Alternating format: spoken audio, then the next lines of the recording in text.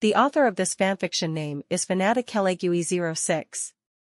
He works on fanfiction.net and the link is in the description to the stories. Chapter 58, The Underdog. Lance was walking up to the announcer's box in the stadium. Being an Elite Four member, it was the most private place he could watch a match without being disturbed by the media or fans. Lance didn't watch every single match in the Pokemon League and normally waited until at least the semifinals. This time was different, however. He heard Ash Ketchum was going to be battling this time and was really interested to see what his battling style was like. As Lance walked in, he saw the other Elite Four members were already there, Lorelei, Bruno, and Agatha. He smiled and nodded his head to them before going over and taking a seat between Agatha and the announcer. "Hello, Lance. You're just in time to see Ash's battle," Agatha greeted. "Great. I figured it would be a good thing if I watched one of his matches considering I'm helping him. If I study his battle style, I might be more effective in my approaches with Ash and Aerodactyl," Lance replied.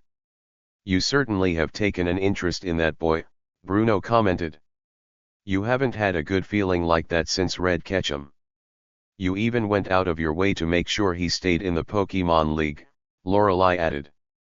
"Well, he is Red Ketchum's son. Maybe that's why. I wouldn't be surprised if he ends up where Red is now," Lance replied. HMM. That's quite a bold statement," Agatha chuckled lightly before turning back to the impending battle. "This should be quite a match. That Jeanette is supposed to be really good, too." Lance nodded before turning back to the battlefield. He then saw something that intrigued him. It seemed Ash was going to be using a Dratini in this match. He didn't know Ash had a Dratini with him. This should make it all the more interesting. "Dratini, use Safeguard," Ash shouted as soon as the judge waved down his flag. With Safeguard, Dratini would be immune to all of Drill's poison to give it an advantage. Dratini nodded and closed its eyes as a misty glow seemed to form around it before disappearing. It actually felt rather refreshing to Dratini, and it cooed in happiness. Not bad for the first move. My Beedrill doesn't need its poison to win, but we can still be prepared for the future. Use Toxic Spikes, Jeanette called. Beedrill aimed its 3 stingers at Dratini and began shooting many purple darts from them. Dratini got an alarmed look on its face and closed its eyes to brace itself, but nothing happened. Instead, the poisonous darts were scattering all around it. It wasn't long before they took up a large portion of Dratini's side of the field. The darts then sat in place for a moment before sinking into the ground. That was rather peculiar. "Remember to not be scared, Dratini. I'm right here," Ash yelled from behind the dragon Pokemon. Dratini stopped shivering in fear at the sound of Ash's voice. It then shook its head and focused once more on its opponent. That's right. Ash was behind it. It would be just fine. It could fight on. Use Poison Jab, Beedrill, Jeanette said next. Beedrill flew forward and began to stab at Dratini with the stingers on its forelegs. Dratini's eyes grew wide with fear as it began to dodge Beedrill's attacks. Because Dratini had an extremely flexible body, it was able to bend in all sorts of angles to dodge Beedrill. The Poison Bee Pokemon was quite quick with its stingers, but being such a timid Pokemon, Dratini was faster at dodging. Use Thunder Wave, Dratini, Ash hollered to slow Beedrill down. Use Agility, and get out of the way, Jeanette yelled. Before Dratini could even launch the attack, Beedrill shot upwards at breakneck speed. The electric wave soared underneath it and missed by a long shot. Beedrill then darted behind Dratini and prepared to sting it again. Use Twin Needle, Jeanette called next. Hurry up and dodge again, Dratini, Ash called. Beedrill shot a large glowing needle from each of its forearms, but Dratini once more bent itself out of the way, but not fully. Drill's speed had picked up tremendously, making it much harder to dodge. One of Drill's needles grazed Dratini on the stomach, and the dragon Pokemon cried out in pain and cringed from the sting. Its eyes then began to water again. It wasn't used to being hurt like this, even though it dodged the majority of the attack. It's alright, Dratini. Just shake it off, and use agility also to match Drill's speed. Ash called to it. Dratini looked up and saw Beedrill coming in for another attack. It shot out a bunch of tiny, glowing needles from its stingers. Dratini used its increased speed and sped out of the way as Beedrill swooped by it. Dratini then got behind Beedrill and Ash called out an attack. Use Slam, Dratini. Ash hollered. The dragon Pokemon brought back its long tail and slapped Beedrill hard.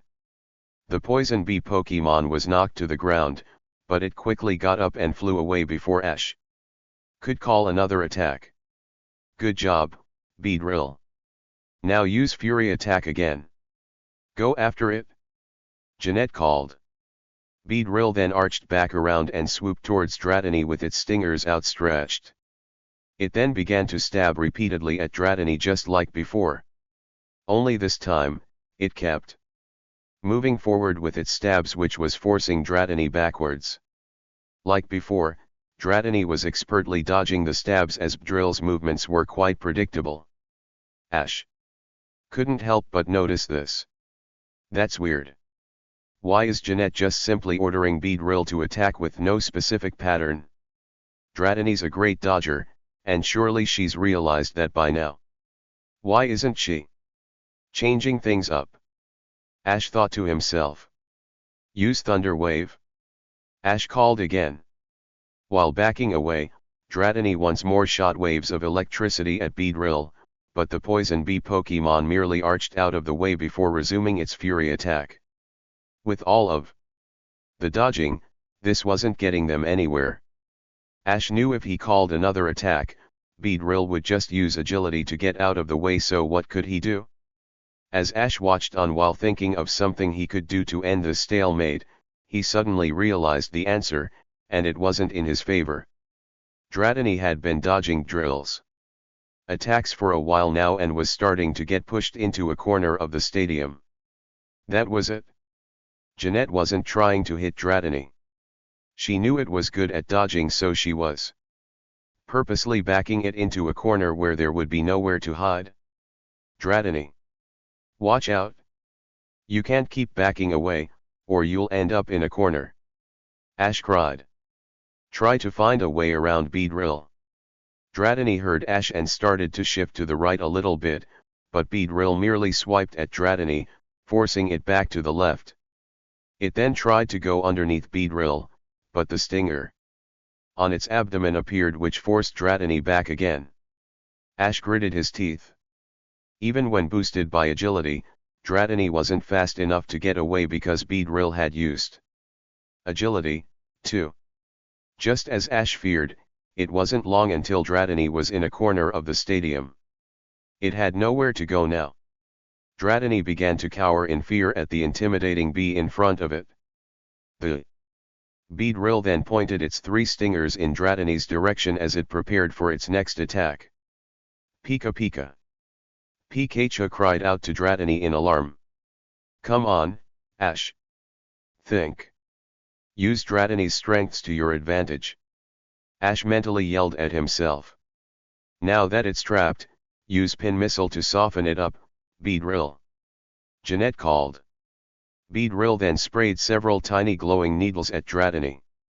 The poor dragon Pokemon began crying in pain from the attack. It then slumped over and panted. Tears began to come to its eyes once more from the attack. Where was Ash? Why wasn't he telling it to do anything? Ash began to rack his brain for any solution. If he didn't think of anything quick, Dratini would get knocked out. Dratini trusted him to be with it the entire match, and he refused to let it go down because he didn't know what to do. Okay. Dratini's strengths were its dodging ability coupled with its flexible body. What could he do with that? Even if he tried to attack, Beedrill would just swiftly dodge it before moving back in place. He needed to take it by surprise. He didn't have any more time to ponder on it, however, as Jeanette called out her next attack. Use poison jab to finish it off, Beedrill, she yelled.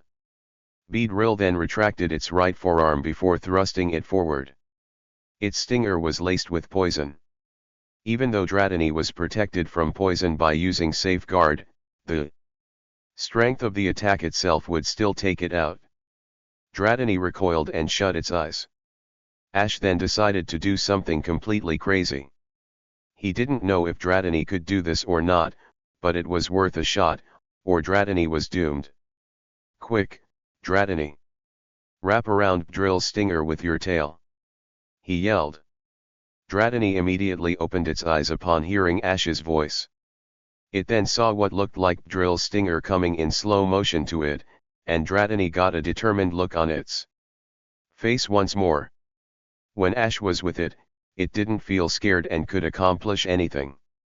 It reached out with its long tail and wrapped it around the stinger. The force effectively halted the attack. The poison on Drill's stinger had no effect on Dratini, either. Beedrill stared in surprise for a moment. It then began to try to yank its stinger free, but Dratini was holding firm. It wouldn't be long before it would start attacking to get free, so Ash had to take advantage of this opportunity while it presented itself. "You slam again, Dratini!" he yelled. Dratini then swung Beedrill around with its tail and slammed it into the wall of the stadium. Beedrill buzzed angrily and swiped at Dratini with its stinger, but the dragon Pokémon dodged it. "Use Pin Missile again, Beedrill," Jeanette told it. Beedrill pointed its free stinger at Dratini and sprayed the needles onto it once more. Dratini cried out again and released Beedrill from its grip. It then slumped over and began panting once more. Dratini was now back in the corner with Beedrill looming over it. Dratini stared back defiantly at Beedrill. Surely Ash had another trick up his sleeve. "We won't fall for that trick again. Use Sludge Bomb," Jeanette told Beedrill, going for a special attack this time. Beedrill then pointed the stinger on its abdomen at Dratini to launch the attack. Dratini wouldn't be able to stop this attack with its tail. Dratini then looked at Ash to see if he had some sort of idea. Realization hit Ash's face as he stared back at Dratini. How could he have forgotten about that attack? He could have used it this whole time to get Beedrill away from Dratini. "Use Twister, Dratini!" Ash hollered. Beedrill shot out a large ball of gunk from its abdomen. Dratini ducked as low to the ground as it could go, and the attack sailed over it and splattered the wall of the stadium. Bits of gunk rained down on Dratini, but it didn't care. Beedrill then had its stinger pointing at Dratini to hit it at point-blank range on the ground, but Dratini wouldn't let that happen. It closed its eyes and concentrated on a power deep within it. It then began to spin in a circle and got faster and faster. It wasn't long before a rush of wind formed where it was. Beedrill shot another sludge bomb at Dratini, but the forming twister whisked it away. Sensing the danger, Beedrill went to fly away, but Dratini pushed the energy it had been forming towards the poison bee Pokémon. The vortex of wind then erupted outward and caught Beedrill in its winds. Beedrill began to spin upwards as the twister grew higher and higher. "Go after Beedrill in the twister, Dratini!" Ash yelled. Dratini initially looked nervous to leap inside something so dangerous, but then again, this was an attack it made, so it should have absolute control of it. Besides, it trusted its trainer. With that in mind, Dratini leaped inside the vortex and began to spin upwards, as well. Like it figured, Dratini found it was able to move quite well inside of the twister. It saw Beedrill spinning around completely helpless and wiggled its way to its opponent. Beedrill clumsily made a stab at Dratini with one its stingers, but its aim was way off. "Try to aim and use Poison Sting," Jeanette called. Use Dragon Rage. Ash yelled. Beedrill tried to aim at Dratini, but the constant spinning in the twister made it completely dizzy. It managed to shoot out the needles, but like the sludge bomb before it, they were immediately thrown out by the twister. Dratini, on the other hand, took a deep breath and shot several large, blue flames from its mouth. Rather than be whisked away like the needles, the blue flames began to spiral inside of the twister and become part of it. It wasn't long before the twister was a fiery, blue vortex with Dratini and Beedrill in the middle of it. Oh! Beedrill! Jeanette called worriedly.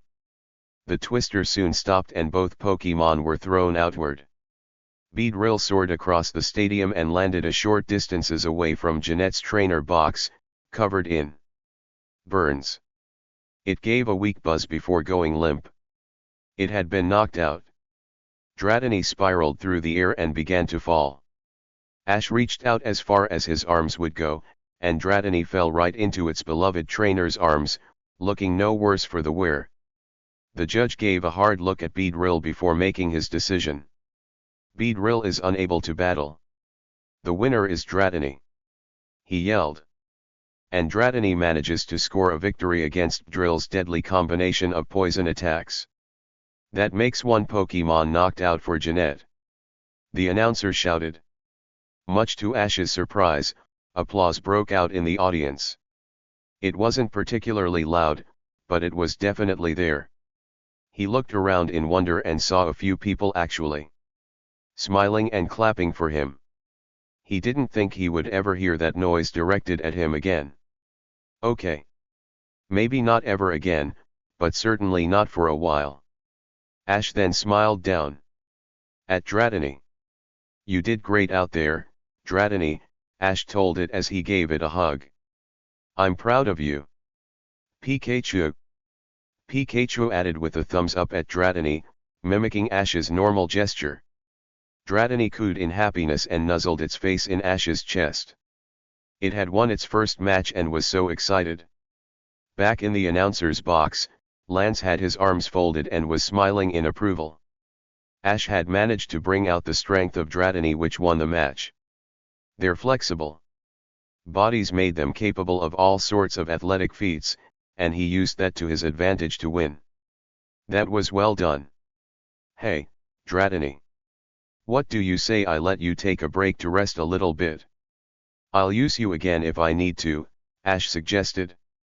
Dratini brought its face out of Ash's chest before looking up at him and nodding its head. Ash then brought out Dratini's Pokeball and returned it while Jeanette returned Beedrill. Ash began thinking about which Pokemon he could send out next. He hadn't thought much about the toxic spikes that Beedrill had set up at the beginning of the match, but now realized they could be lethal if he sent out any Pokemon carelessly. He then remembered Bulbasaur and how it was a part poison type. It would be immune to the toxic spikes and also great for the grass field. Now was the perfect time to use it. Go, Bulbasaur! Ash yelled as he released it. Bulbasaur! The bulb dinosaur cried as it landed on the grass. It then gave a contented sigh at the environment it was in. It felt at home. Go, Scyther! Jeanette called as she released the Mantis Pokemon. Ash grimaced at Jeanette's choice of Pokemon. That would put Bulbasaur at a huge disadvantage, but Kingler and Wartortle were unwieldy on a grass field, and Pikachu would still feel the effects of the poison from toxic spikes, so there really wasn't another option right now. He had to hand it to Jeanette for planning ahead when he should have done the same thing. Too late now. Bulbasaur then saw the Scyther in front of it and crouched down. It wouldn't let the type disadvantage slow it down. Okay. Bulbasaur vs Scyther. Begin. The judge declared. Alright, Scyther. Let's start off with Swords Dance. Jeanette called. As Scyther began to spin like a fan to increase its power, Ash grimaced at the attack. Scyther was already a deadly Pokemon to begin with, and this Swords Dance certainly wouldn't make things easier. Bulbasaur was already weak to most of Scyther's attacks, and if Ash wasn't careful, Bulbasaur could get knocked out after only one attack. He had to play smart. Alright, Bulbasaur. If Scyther can raise its attack power, then so can we. Use growth. Ash called. Bulba. Bulbasaur cried as the bulb on its back glowed seemed to increase in size slightly. Now use Razor Leaf. Ash yelled. Bulbasaur shot a flurry of leaves at Scyther, but the Mantis Pokémon didn't even attempt to move. It simply used its blade-like arms and cut every last one of the leaves to harmless bits. It then got into a battle-ready stance. I'm afraid your grass-type attacks will have no effect on Scyther, Jeanette told Ash. Jeanette's the best. Her cheering squad rang. She's right. I'm able to do the same thing with Kingler. Because of Scyther's blades, any move like Razor Leaf will be useless, Ash thought. Now use Double Team, Scyther. Jeanette called. Scyther then began to split into many different images of itself. Ash and Bulbasaur were expecting about 5 other copies to show up as usual, but this Scyther didn't stop there. It actually produced twice that many. Scyther and its fake images all surrounded Bulbasaur and leered over it. Bulbasaur shook its head and stared hard as it tried to find the real one out of so many. It was getting overwhelmed, and Scyther hadn't even attacked it yet. That would change soon, however. Use Wing Attack, Scyther. Jeanette hollered. The multiple Scyther took flight with their wings and came at Bulbasaur from all sides. They closed in fast as Bulbasaur looked around frantically at what to do. Use Vine Whip on all of the images, Bulbasaur. Ash tried. Bulbasaur shot out its vines and whipped them around in all directions. All of the fake Scythers disappeared upon being hit, but the real one raised up one of its blades once again and slashed through Vine. It then quickly descended upon Bulbasaur and struck it with its large wings on top of the bulb. Bulbasaur immediately collapsed onto the ground while Scyther flew past it. Finding the real Scyther was little compensation because Bulbasaur was still hit hard. Bulbasaur. Can you stand? Ash asked with worry. Say you're, Bulbasaur muttered at the pain it was in. Truthfully, if Scyther had hit anywhere on its body besides the bulb, it probably would have been knocked out. The bulb protected its body slightly, but the super effective attack still hurt like heck. It then gritted its teeth and panted heavily as it tried to stand back up. One more hit from Scyther would probably do it in. Use Double Team again, Scyther. Jeanette told it. Just like before, Scyther split into 10 different images of itself. Rather than surround Bulbasaur like last time, the images then began flying in erratic patterns all over the field. It was making Bulbasaur dizzy trying to keep up with them all. Vine Whip and Razor Leaf won't work against Scyther. There has to be something else to slow it down, of course. Ash thought to himself before shouting, use Sleep Powder. Across the field. Bulbasaur, it cried weakly, but managed to spray out the sparkling powder across the grass field. It then checked to see if there was a different reaction from any of the Scyther. It was difficult, but it managed to see a slight change in speed and shake of the head from one of the Scyther. That was the real one and the one it needed to focus on dodging. The real Scyther then swooped in for another wing attack, but Bulbasaur rolled out of the way just in time. As the Scyther continued upward, it started to wobble a bit due to the effects of the sleep powder. Ash knew Scyther was fast, and Bulbasaur would need all the help it could get to score a hit. Use Sweet Scent, Bulbasaur. Ash yelled this time. Bulbasaur then tilted its bulb in Scyther's direction and unleashed a pink-colored powder that washed over Scyther. In addition to starting to feel sleepy, Scyther got a relaxed look on its face and slowed down even more. Ash then took his chance. Use Leech Seed, Bulbasaur. Ash hollered. Bulbasaur shot out a glowing seed which struck the retreating Scyther on its back with great precision. Several vines shot out from the seed and began to circle around Scyther, and began to slowly take away Scyther's health. At least it would be knocked out eventually. Oh! Scyther! Jeanette called out worriedly. Ash could see Bulbasaur was having an extremely hard time against Scyther. It was true that it was immune to the toxic spikes and great on the grass field, but Scyther was just being too fast. It had done its part of slowing down Scyther tremendously, but if this kept up, the Swords Dance would take its toll on Bulbasaur. He needed to return it and possibly use it later. You did awesome, Bulbasaur. Return for now, Ash told it as he brought out the Pokeball and pushed the button to release the red beam. Not so fast. Scyther, pursued. Jeanette called out quickly. Pursued? Ash questioned. Scyther got a glint in its eye and shot at Bulbasaur despite its tired state. Just as the red beam was touching Bulbasaur, Scyther rammed hard into the plant dinosaur, causing it to yell in pain. The red beam continued its transition and Bulbasaur was back in the Pokeball. What happened? Ash cried. Scyther used Pursued. It's a move that triples in power if its opponent is retreating, such as being returned to a Pokeball. I was waiting for you to switch out, Jeanette said. What a surprise, folks. Jeanette pulls off the sneaky Pursuit attack and turns Bulbasaur's escape into a disaster. The judge announced. Bulbasaur? Ash questioned as he released Bulbasaur on the spot next to him. When the plant dinosaur was revealed, it was clearly knocked out. It turned out what was supposed to save Bulbasaur ended up being its downfall. Oh, poor Bulbasaur, Serena muttered from the crowd. Jeanette really thinks ahead in a match. Even though the situation may not be in her advantage, she uses a lot of things that will help her out in the future, like toxic spikes for instance. Ash will need to start thinking ahead, too, to win, Red commented. Have you been a lot of battles like this, Mr. Ketchum?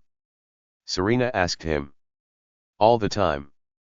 You have no idea how many trainers try to use that strategy against me, Red chuckled. Why are other trainers trying to beat you all of the time? Serena questioned. Well, they aren't really just any trainer, Red replied as he scratched his head nervously. What are they like? Serena pressed. Red didn't answer and just stared grimly ahead. Serena realized she was heading into forbidden territory and chose to drop it. She didn't mean to sound so inquisitive. That casual conversation took a turn quite quickly. Serena then turned back to the match. Sorry about that, Bulbasaur. I had no idea that Jeanette would do that, Ash said sadly as he returned it again. It was true that Bulbasaur's situation was a difficult one. Because of Scyther's Swords Dance and ability to cut through any of Bulbasaur's more effective attacks, Ash had to make the switch. The downside was none of his other Pokémon that he had with him were a poison or flying type, besides Aerodactyl. That would mean one of his Pokémon would be poisoned regardless because of toxic spikes. Ash closed his eyes as his fists shook. He didn't think he had it in him to knowingly poison his Pokémon like that. It almost seemed cruel. How could he do that to them? The trainer needs to choose his next Pokémon, the judge urged. Ash knew he was right. Scyther was in bad shape because of the sleep powder and leech seed. If Ash waited too long, it might be considered bad form if Scyther's conditioned worsened any while he was deciding what to do. Pikachu spoke next to him. Pikachu, you want to battle Scyther? Ash asked. Chew, it nodded. Even though you know you'll be poisoned? Ash asked in confusion. Pikachu shook its head and pumped its tiny fists into the air. It didn't care about any of that. The only thing it knew is that it wanted to fight for Ash, and Pikachu was sure all of Ash's other Pokemon felt the same way. Sure, being poisoned would be completely uncomfortable, but that's why it would score a quick win against Scyther and whatever other Pokemon Jeanette had. Thanks, Pikachu. I'm sorry, Ash told it. Pika Pika. Pikachu replied while shaking its head. This was its own decision to fight, not Ash's. Alright then. If that's how you feel, then go Pikachu. Ash shouted as he pointed his finger forward for emphasis. Pikachu leaped off of the trainer box and onto the grass. As soon as Pikachu's feet touched it, the toxic spikes erupted from underneath it. The poison then seeped out of the needles and into Pikachu's body. The yellow rodent grimaced as it could feel itself getting a little lightheaded, but it chose to win this match for Ash, and that's what it was going to do. Pikachu vs Scyther. Begin. The judge announced. Despite seeing the pain that Pikachu was in right now, Ash put his game face on. Alright, Pikachu, let's start things off with Iron Tail. Pikachu shook itself of the poison effects and dashed across the field towards Scyther. It then leaped into the air before charging up its tail. It glowed white, and Pikachu arched over its head to land a hit. Counter it with Slash, Scyther. Jeanette called. Scyther raised one of its blade-like arms into the air just before Pikachu landed a hit. The Iron Tail landed right on the scythe. The two Pokemon then began to compete for dominance as they tried to overpower the other. Jeanette's Scyther knew it wasn't going to get anywhere trying to overpower Iron Tail. It broke off the attack which created a shockwave and pushed both Pokemon back. Scyther took advantage of this, however, and slashed at Pikachu with its free arm. The attack cut across Pikachu, causing it to scream in pain and fall to the ground. Pikachu! Ash cried. Pikachu, it answered as it stood up.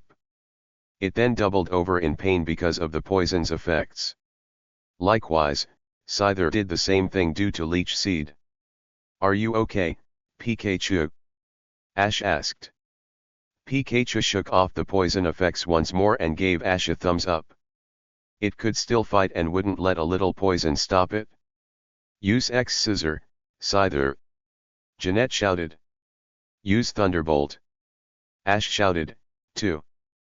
Pikachu began concentrating on storing its power in its cheeks like Red taught it not too long ago. Once it was ready, it fired two massive bolts in Scyther's direction, taking it by surprise. The electricity struck Scyther square in the chest and blasted it backwards into a wall which cancelled its X Scissor. Pikachu was a quick learner. That was much better than the last time when it nearly fried Ash and Red. Well done, Pikachu, Red thought from the audience. He was quite pleased with his son's first Pokemon. Great job, Pikachu. Ash cheered. Pika Pie, Pikachu replied as it rubbed its head. It then grit its teeth at the poison once more. Ash knew he didn't have long and would have to end this match soon. Pikachu could succumb to the poison at any moment. Use Quick Attack, Pikachu. He hollered. Pikachu began to dash towards Scyther as the Mantis Pokemon recovered. It then took flight out of Pikachu's reach, but Pikachu didn't let that stop it. It leaped after the Scyther as they both prepared their attacks. Use X Scissor, yelled Jeanette. Use Iron Tail, Pikachu. Ash countered. Both Pokemon began to charge up their attacks as they got closer to one another. Pikachu swung its tail into Scyther's X Scissor, causing a draw once more. Like last time. However, Scyther broke off the attack and used its free arm to knock away Pikachu. The yellow rodent sailed to the ground and landed with a painful thud. Now use Night Slash to finish this. Jeanette called. Use Thunderbolt again, Pikachu. Ash hollered. Pikachu used the same strategy as before by concentrating the power in its cheeks. It then shot the two massive bolts at Scyther, but the Mantis Pokemon was prepared this time. It swiftly dodged the attack and continued to descend upon Pikachu. Ash tried to think of what he could do. Night Slash would surely knock out Pikachu if it struck. Scyther was expecting electric attacks now and could easily dodge them. If he countered it with Iron Tail again, Scyther would just use its free arm and hit Pikachu anyway like the last two times, but what if Pikachu broke the attack off before Scyther? That's how it was always able to get the advantage. Pikachu, counter with Iron Tail again. Ash hollered. Pikachu nodded and charged its tail up once more. Scyther made no move to dodge the attack and instead charged right into the attack with its blades. The two Pokemon were once more at a stalemate, trying to overpower the other. Break off the attack now, Pikachu, Ash called quickly. Pikachu swung its tail away this time and allowed itself to skillfully flip through the air. Scyther stumbled slightly from the sudden break, but that was what Pikachu needed. It continued to flip and landed right on top of Scyther's back. The Mantis Pokemon began thrashing around wildly to get Pikachu off of it, but the rodent held firm despite the poison. Use Thunderbolt, Pikachu, Ash yelled. Pikachu. Pikachu cried as it unleashed the attack in a normal fashion. It wanted to make sure to get all of Scyther's body this time. The Mantis Pokemon yelled in pain from the electric attack. Once the attack was done, the bug Pokemon began to fall to the ground as Pikachu jumped off it. Pikachu landed on 2 feet while Scyther landed on its back. Scyther then let out a slight cough before fainting. Scyther is unable to battle. The winner is Pikachu, the judge announced. We did it, Pikachu, Ash cheered excitedly. Pika-Pie, the yellow rodent replied and held its 2 fingers up in a V shape. And Pikachu is able to shock Scyther into submission with its electricity. What a shocker! Jeanette is now down to her last Pokemon. The announcer punned. Jeanette's undoubtedly going to save her strongest Pokemon for last. Are you up for it, Pikachu? Ash asked it. Pikachu, it responded. The truth be told, it knew the poison was really taking its toll, and it suffered heavy damage from Scyther. Even if Ash recalled it, it would probably faint. While Dratini was battling. Besides, Dratini would end up being poisoned, too. Pikachu decided it would battle until it fainted to give Ash the best advantage possible. Ash seemed to sense this, as well, as he frowned. He knew Pikachu was right but still didn't like the idea. He then saw Jeanette return her Scyther and waited to see what her last Pokemon would be. If Beedrill and Scyther were this bad, he could only imagine what the next one will be. He hated that he was at a disadvantage with 1 knocked out Pokemon. And 2 weakened ones. Go, Bellsprout! She shouted as she released a Pokemon that had a long stem-like body and yellow, bell-shaped head. It had a leaf on each side where its arms would be. A Bellsprout? Ash questioned as he looked at it in confusion. This was Jeanette's last Pokemon? I'm a little confused by this, Brock muttered as he crossed his arms in thought. Surely Jeanette had other Pokemon she could use, Misty added. I wouldn't be so sure about that, Red replied. What do you mean? Misty asked as she, Brock, and the others looked at Red for elaboration. This is the Pokemon League where trainers will bring their strongest Pokemon. This Bellsprout must be very powerful, or she wouldn't use it. I'm sure you've all seen firsthand from Ash that any Pokemon could win with the right strategy, Red replied. What could a Bellsprout possibly do that would make it such a challenging opponent, though? Misty questioned as she looked once more at Jeanette's Bellsprout. I just hope Ash doesn't let his guard down, or it could cost him, Red said. Be careful, Pikachu. I know it seems like it's just a Bellsprout, but we have to be prepared for anything. Ash yelled. Pikachu nodded its head as it and the Bellsprout walked up to each other to prepare for battle. Pikachu had a determined look on its face while Bellsprout appeared to be, rather, blank. Alright, Pikachu versus Bellsprout. Begin. The judge declared. Go, Pikachu. Use Thunderbolt. Ash told it. Pikachu. Pikachu yelled as it unleashed the attack at Bellsprout. The Bellsprout made no move to get out of the way. Ash was wondering what it and Jeanette were planning until Bellsprout stuck its root feet into the ground and stood up straight. The electric attack made contact with the Sprout Pokemon but didn't appear to be doing any damage at all. The Thunderbolt soon stopped, and Bellsprout looked no worse for the wear. What? Ash questioned in confusion. When it sticks its legs in the ground, Bellsprout's whole body acts as a lightning rod. I'm afraid your electric attacks won't work, Ash. Jeanette told him with a triumphant smirk. Yeah. Go Bellsprout. Go Bellsprout. The cheering squad cheered. You see what I mean? Pikachu's electric attacks are already negated, Red said with a sigh. Serena soon got a worried expression. This already put Ash at a huge disadvantage since that was Pikachu's specialty. It had a few more tricks up its sleeve when Ash was using Aura, but he hasn't been able to use it since his Viridian City Gym battle. Granted, it would probably be cheating if Ash could use his Aura right now anyway. It was fair against Giovanni and Sabrina, but not here. Now all Pikachu seemed to have was Iron Tail, Quick Attack, or Slam. She hoped he would be able to think of something. Not one to be deterred so easily, Ash tried his next attack. Use Iron Tail.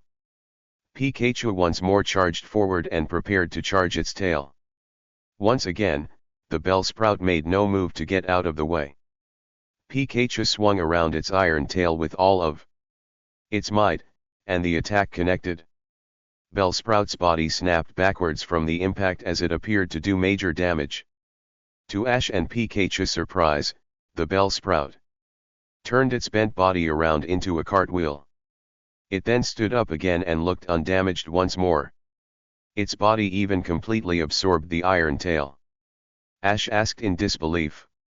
What kind of Bellsprout was this? Pikachu stood dumbfounded that its strongest attacks were having no effect.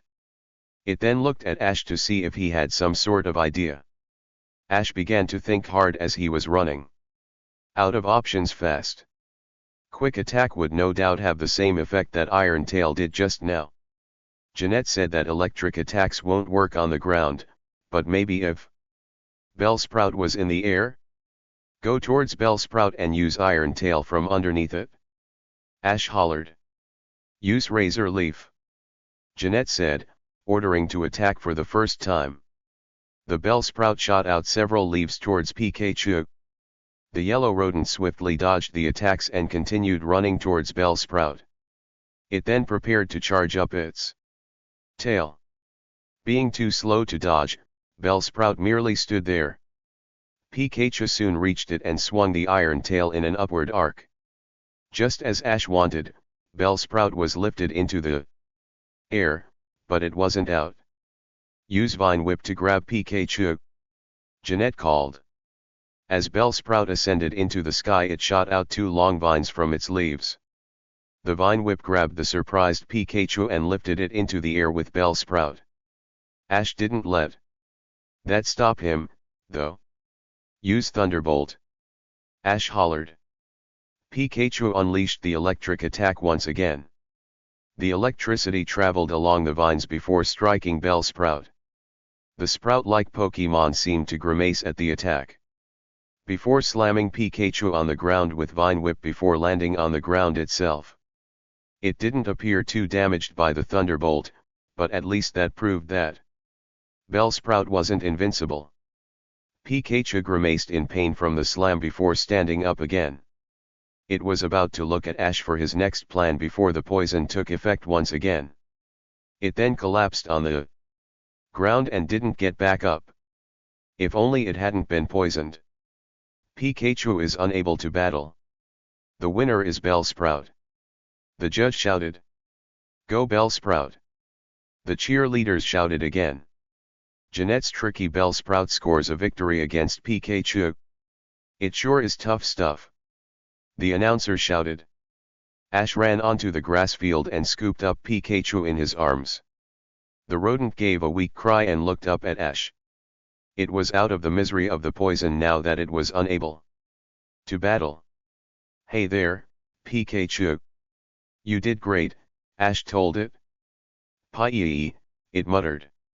Ash then walked back up to the trainer's box with Pikachu in his arms. He then set it down next to his feet so it could rest while he thought about the situation at hand. Okay. So, his last Pokemon was Dratini. It would definitely be poisoned as soon as he brought it on the field, which put him at a disadvantage at the very start. Not to mention that it was already weakened from its battle against Beedrill while Bellsprout was hardly damaged at all. If he wasn't careful, he could lose in the second round just like Gary did, and that was unacceptable. He needed to believe in the strength of Dratini. Ash took a deep breath for this last shot. Dratini, you're up again. Ash shouted as he threw the ball forward to release the dragon Pokemon. Dratini appeared from the Pokeball and let out a cry. It then looked at the Bellsprout, which looked back at it. The two appeared to be in a staring contest until poison spikes erupted from the ground again. Dratini leaped in surprise before the spikes entered it and drained poison into its body before disappearing. Dratini cried out before looking weakly back at Bellsprout. Upon seeing Dratini poisoned, Ash knew he was on limited time now. If he had any hope of winning this, it had to be quick. That would prove rather difficult due to Bellsprout's tactics. He looked on with pity at his Dratini and how much pain it seemed to be in. If it wasn't for the poison spikes, he might be able to get an advantage, but Dratini didn't really feel like battling with the state it was in. It didn't have the endurance of Pikachu yet. Then, to his surprise, Dratini started shining as its skin glowed. It wasn't evolution, so what was happening? Dratini seemed to be losing its pained expression and started to perk up. When the shining stopped, Dratini looked perfectly normal. What happened? Was it still poisoned? Ash took out his Pokédex for information. Dratini has the ability Shed Skin. This allows it a small chance to get rid of any status ailments it may have, the Pokédex informed. I didn't know that, Ash muttered to himself as he looked at Dratini. He really needed to study his Pokemon more like Serena and Leaf did. Oh, what a relief, Serena sighed once she saw Dratini was no longer poisoned. Ash isn't out of the woods yet, Brock piped up. That Bellsprout is still pretty tricky, Professor Oak added. Serena frowned but knew they were right. She turned to Leaf to see if she had any positive input as usual, but her expression was still pretty emotionless. She was clearly still hurting from Gary rejecting her and leaving like that. It was so unlike Leaf, as she was normally so energetic and bubbly, but now it was the complete opposite. Serena forced herself to look away from Leaf and focus once more on the match. Lance, meanwhile, looked on with interest. He thought Ash had battled really well with Dratini the first time he used it. He was curious to see if Ash had any other strategies he could utilize with it.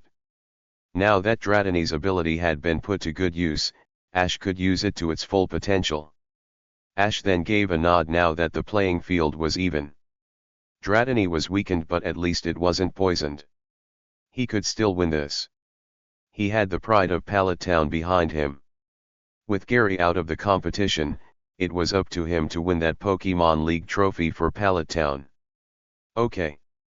Dratini goes against Bellsprout. Begin, shouted the judge. All right, Dratini. Remember, just listen for my voice and know I'm right here. You'll be fine, Ash told it. Dratini turned back to look at Ash and nod. Seeing the confirmation, Ash made his move. Use agility, Dratini. Dratini reared back for momentum before dashing towards the Bellsprout. To Ash's surprise, the sprout-looking Pokemon actually came forward, too, but not as fast as Dratini. The Dragon Pokemon rammed into Bellsprout with all its might, but it had no effect. All that happened was Bellsprout's body absorbing the attack like any other before it. Bellsprout then reached out with its leaves before grabbing Dratini and slamming it into the ground. Use your slam, too, Dratini, Ash called. Dratini quickly shook itself before grabbing Bellsprout with its tail. Like Bellsprout did to it, Dratini arched its tail over its head and slammed the surprised Bellsprout into the ground. Then to Ash and Jeanette's surprise, Bellsprout grabbed Dratini and slammed it into the ground again, and Dratini did likewise to it, once more. It appears that the two Pokemon are in a slamming contest. The announcer shouted. Okay, Dratini.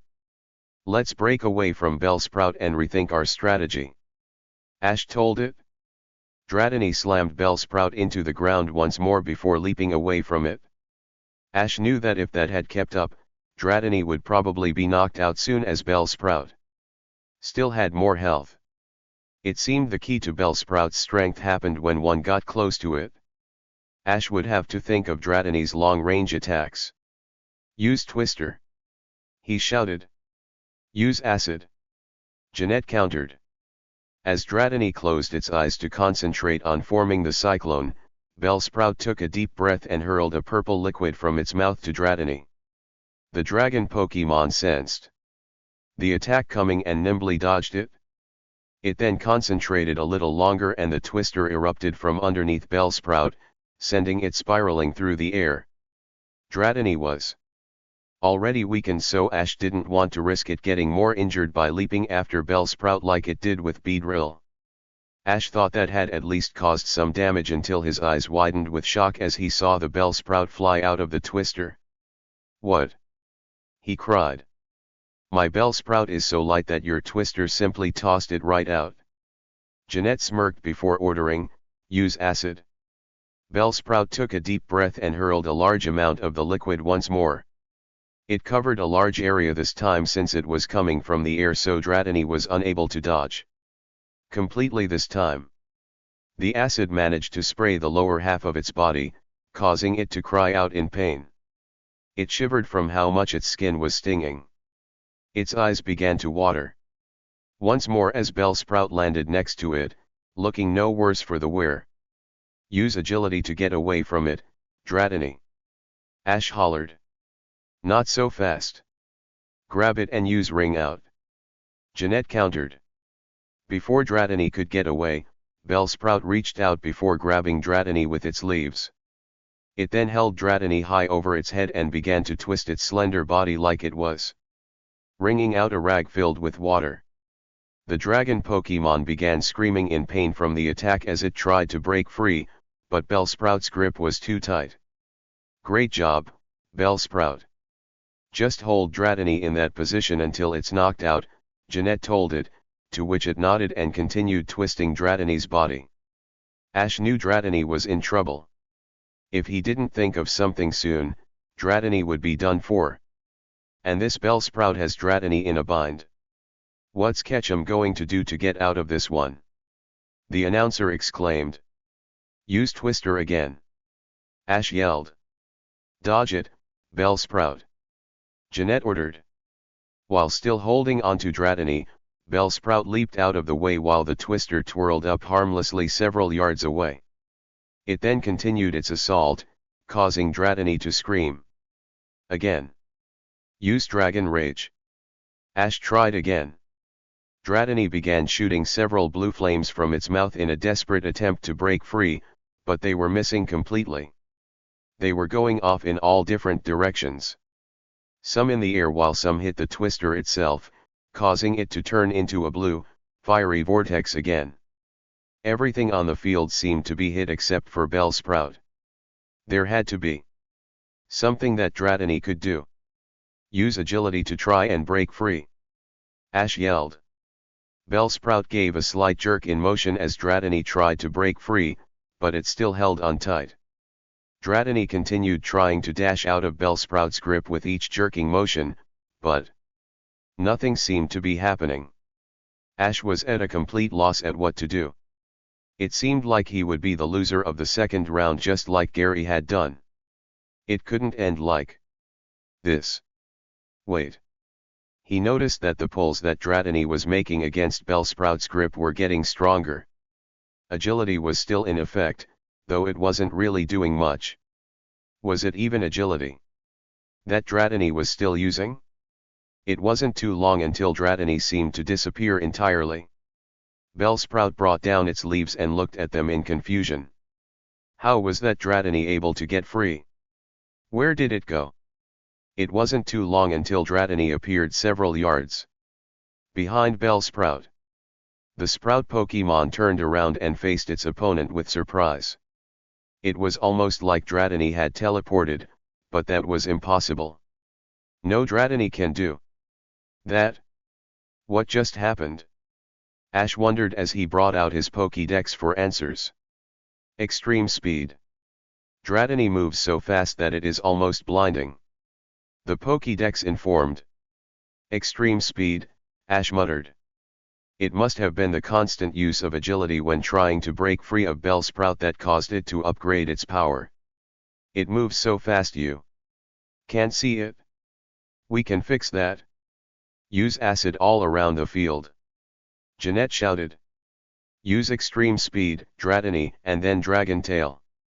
Ash hollered. Dratini seemed to disappear once more after Ash commanded it. It then appeared in front of the astounded Bellsprout before spinning around its tail in an upward motion, knocking it away. Bellsprout then started heading right towards the flaming twister that was still spinning around in place on the battlefield. Use Dragon Breath to push Bellsprout in there. Ash called. Try to get away, Bellsprout. Jeanette hollered. Before Bellsprout could reposition its body to move away from the twister, Dratini blew forth a mighty and hot gust from its mouth. The scorching wind sailed through the air and struck Bellsprout dead on. Its light body was then blown completely into the depths of the tornado. There was no way Bellsprout could escape from that due to being powered by Dragon Rage. That was great, Dratini. Ash called to it. Dratini turned away from the twister and stared affectionately at Ash. It wanted to go leap into his arms right now and snuggle into his chest, but it couldn't do that as the battle wasn't officially over yet. It would just wait until the twister stopped, and hopefully, that would be the match. Dratini was so focused on Ash that it didn't notice two vines shoot out of the twister, heading straight for it. Heads up. Use extreme speed to get out of the way. Ash shouted frantically upon seeing the vine whip. Despite being such a fast move, Dratini didn't even have time to react.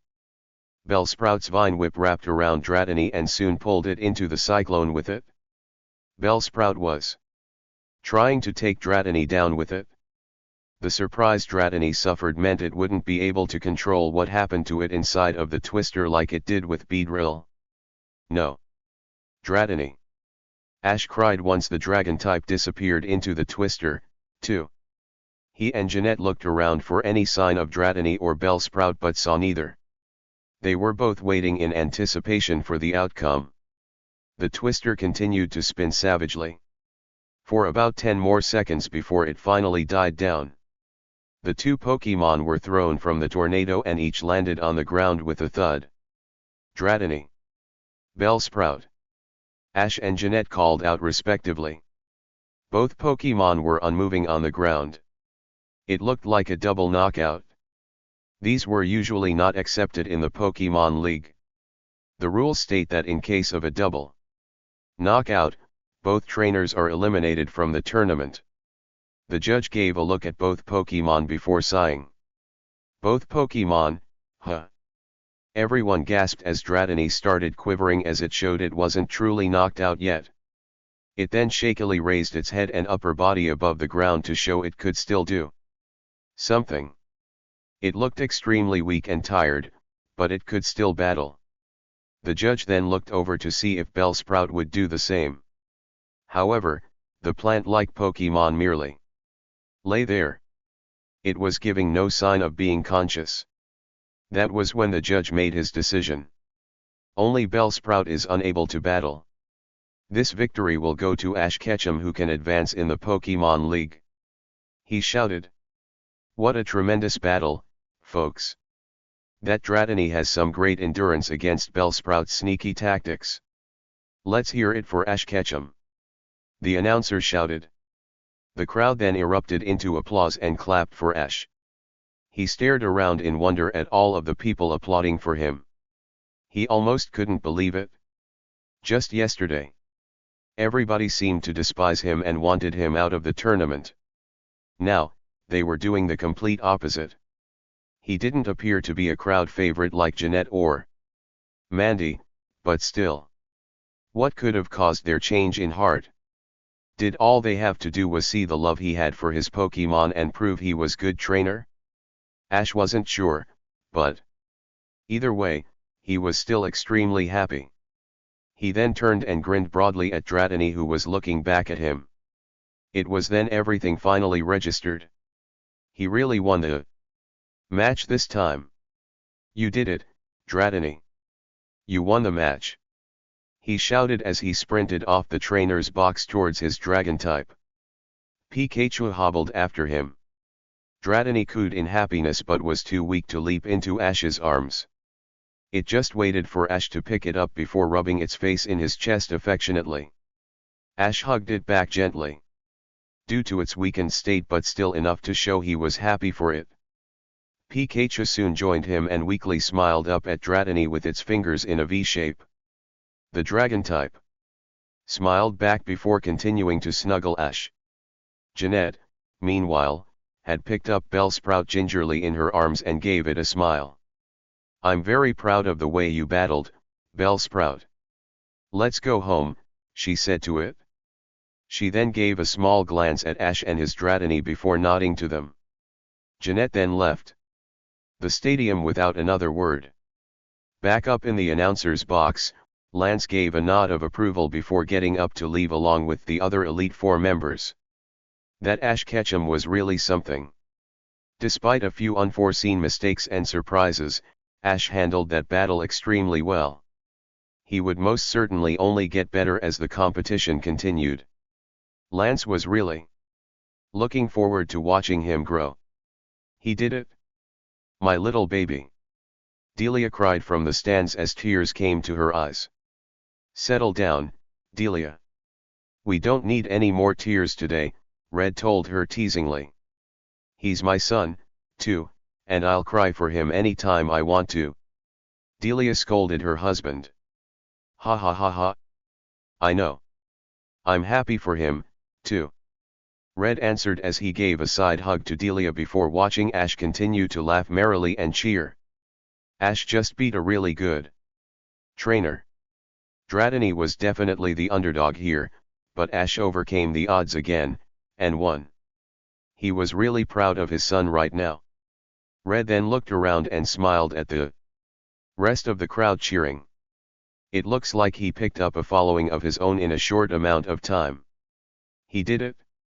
Brock and Misty cheered as they high-fived each other along with Richie. Tijpriai. Tijpriaini. Tijapai cheered. Oh. You're happy for your daddy, too, aren't you? Serena smiled at it. Tijpriain. It nodded back joyfully. Serena giggled, too. She was so happy for Ash right now. This match was everything she could have hoped for him. He won it fair and square, and there was no disaster at the end. This time, his Dratini really came through, and the way he encouraged it during the match was adorable. Serena blushed in happiness before turning to Leaf again. Like before, Leaf hadn't said a word. She had a slight smile on her face, but that was it. Serena felt extremely bad for her best friend. If Serena didn't know better, she would think Leaf was depressed, and she couldn't have that. Leaf? Serena questioned. A jolt seemed to pass through Leaf as if she snapped out of a trance. She then looked up at Serena and gave her a bright smile. Ash was really amazing, wasn't he, Serena? It must be really awesome to have him as a boyfriend, she said brightly.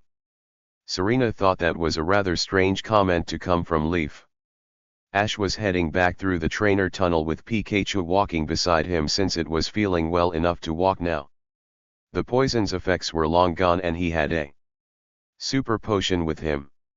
He had since returned Dratini to its Pokeball and was heading to the Pokemon Center to give Pikachu, Dratini, and Bulbasaur a nice rest. He was about halfway through when he noticed someone completely unexpected. Like the last match before this one, Mr. Goodshow was blocking the way once again, apparently waiting for him. His look was completely different this time.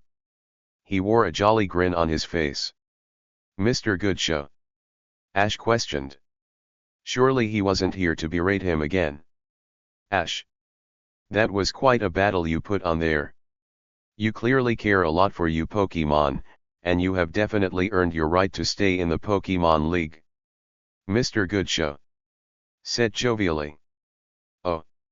Thank you, sir, Ash replied. At least he wasn't on bad terms with the president anymore. I admit, with the way you handle your Pokemon and care about people, I may have been a little hasty in my decision earlier with your probation, he continued. What do you mean? Ash inquired. I mean I don't believe you should require an Officer Jenny to follow you around everywhere for the rest of the Pokemon League. You can enjoy it in peace. Mr. Goodshow said. Really? Ash exclaimed as he stared with wide eyes. Mr. Goodshow was actually revoking his earlier decision? He didn't need a police officer anymore. Of course. Mr. Goodshow laughed before putting on a serious expression. However, my statement about Aerodactyl still stands. You are still forbidden to use it in the tournament. Ash nodded his head. He figured as much. Even though he still couldn't use Aerodactyl, he could still travel around with his friends as he pleased. The problem with Aerodactyl would take care of itself, too. He would even have his dad helping out now. With this latest victory, things were really looking up for him in the Pokemon League. It was like nothing could bring him down now. Well, I think I've talked enough. I already informed Officer Jenny, so go enjoy your victory with your friends. The short man told him. Thank you so much, Mr. Goodshow. Ash said as he ran past him. You're welcome, Ash. Mr. Goodshow shouted after him. Ash continued running in excitement as he couldn't wait to tell everyone the good news. He was outside of the tunnel and was immediately greeted by his friends and family. Well done, Ash. That was quite an impressive performance, Professor Oak stated. You handled yourself really well, Ash, especially with Dratini, Red added. Yeah. I'm super excited I won, and I have more good news, too. Mr. Goodshow told me I'm no longer on probation. I don't have to have an Officer Jenny follow me around anymore. Ash told them excitedly. That's great, Ash. Richie exclaimed. Serena herself breathed a sigh of relief. It was so wonderful how good things seemed to have turned out since today started. Maybe now they could all put the previous catastrophe behind them and move forward. Of course, since there wasn't an Officer Jenny following Ash around anymore, she may finally get to have some real alone time with Ash. She had been wishing for that since the start, but the closest they got was shopping, but now, she wanted to do something romantic for a change. They still have yet to do that since being together. Still. Hey, Serena. What do you think? Ash asked her. He. I think it's great, Ash.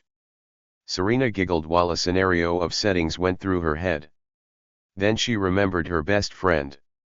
It was then she turned to Leaf, who was standing off to the side away from the rest. Hey, Leaf. You should join us. Leaf shook her head in response.